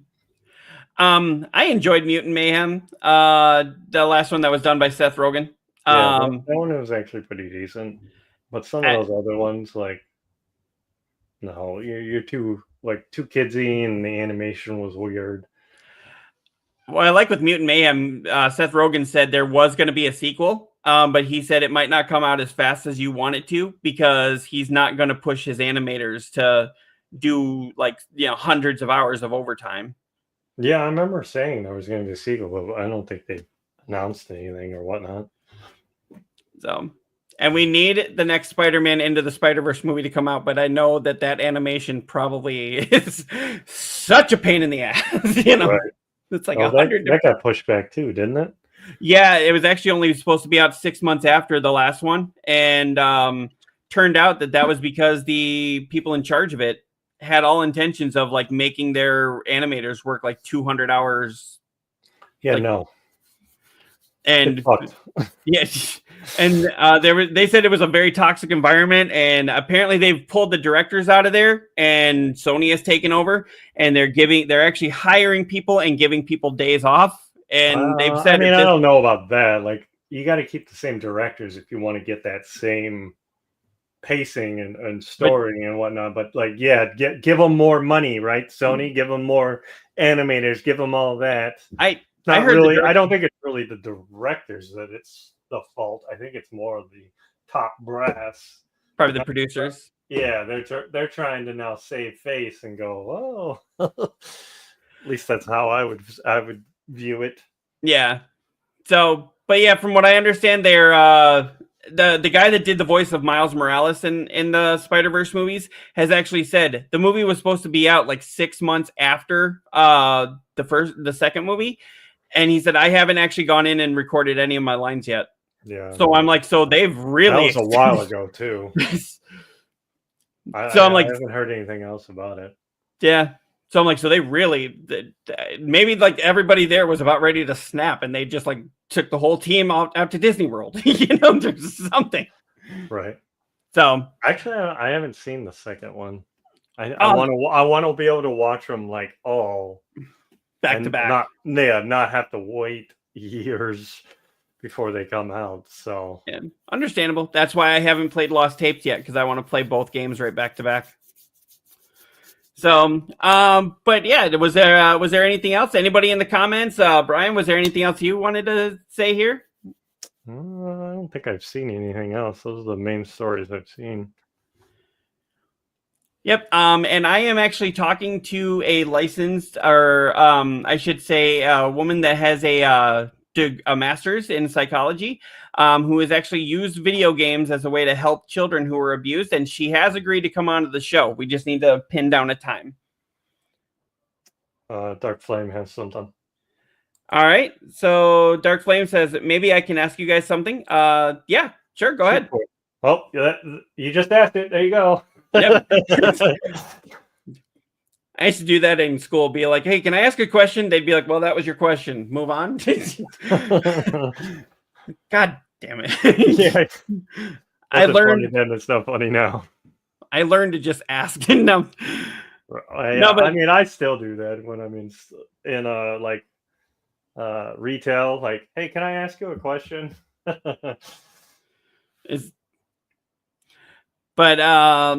But yeah, so she has agreed to come on to the show. Just have to nail down a time. Really excited to have her on because I got a lot of questions about, like the psychology of video games, how it's helped a lot of people. Right. I tell my own stories.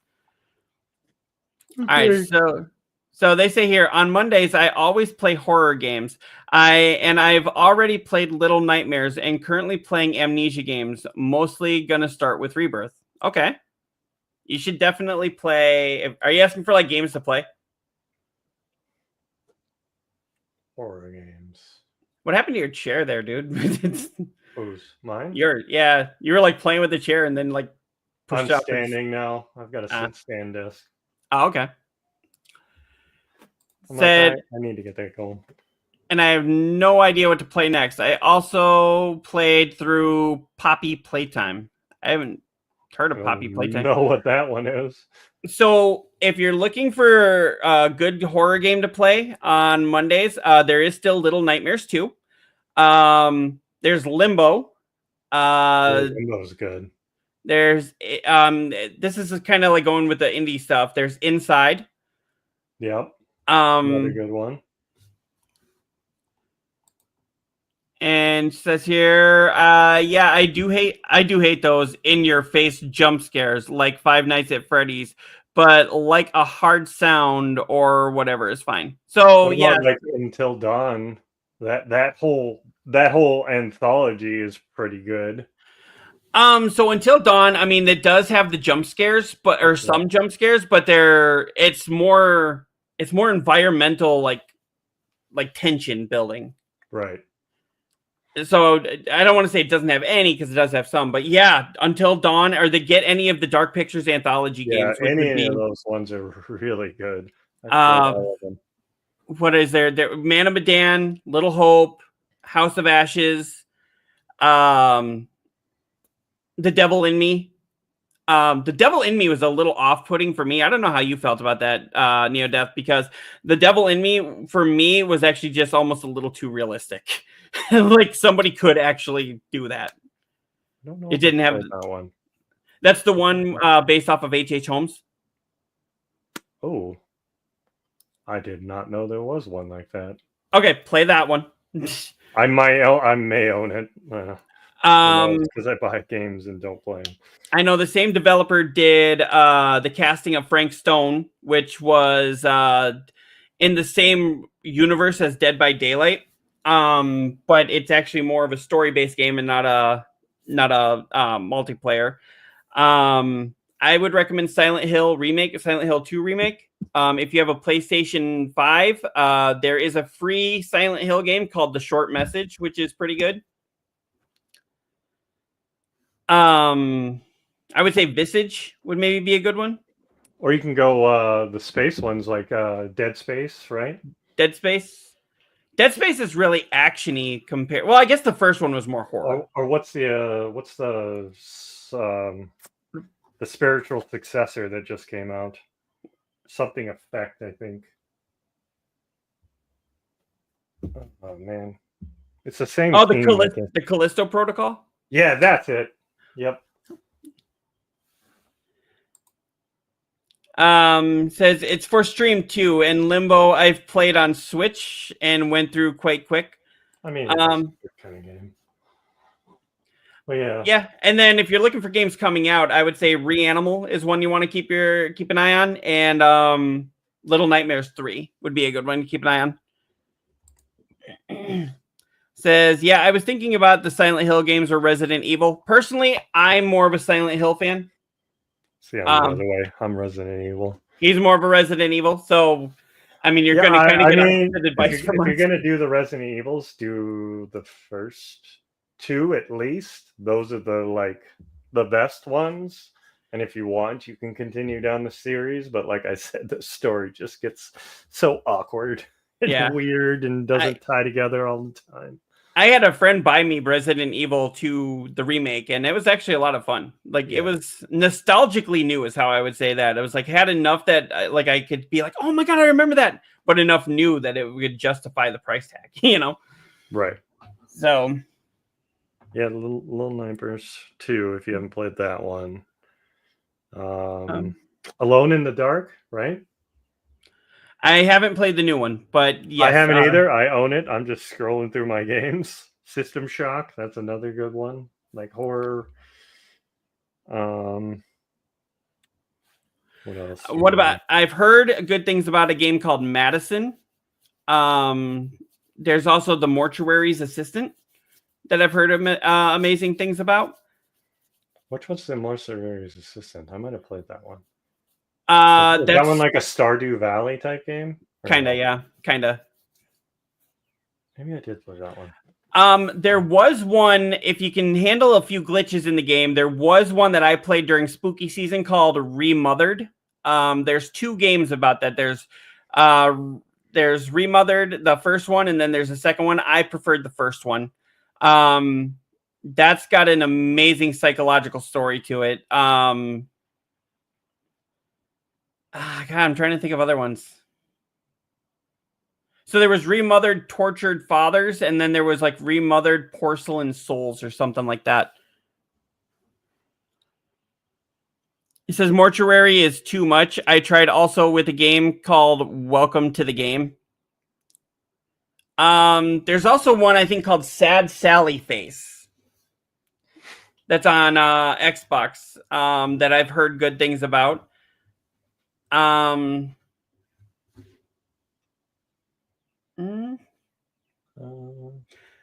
mean, Banishers is a good ghost story. It's not a horror story, but it's a good ghost one. Looks like there's one called Medium.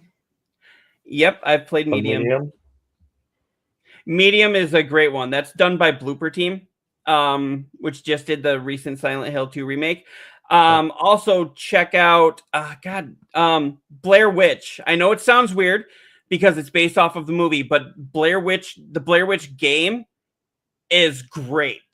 I mean, it's you kind of see where it's going, but it still scares the crap out of you.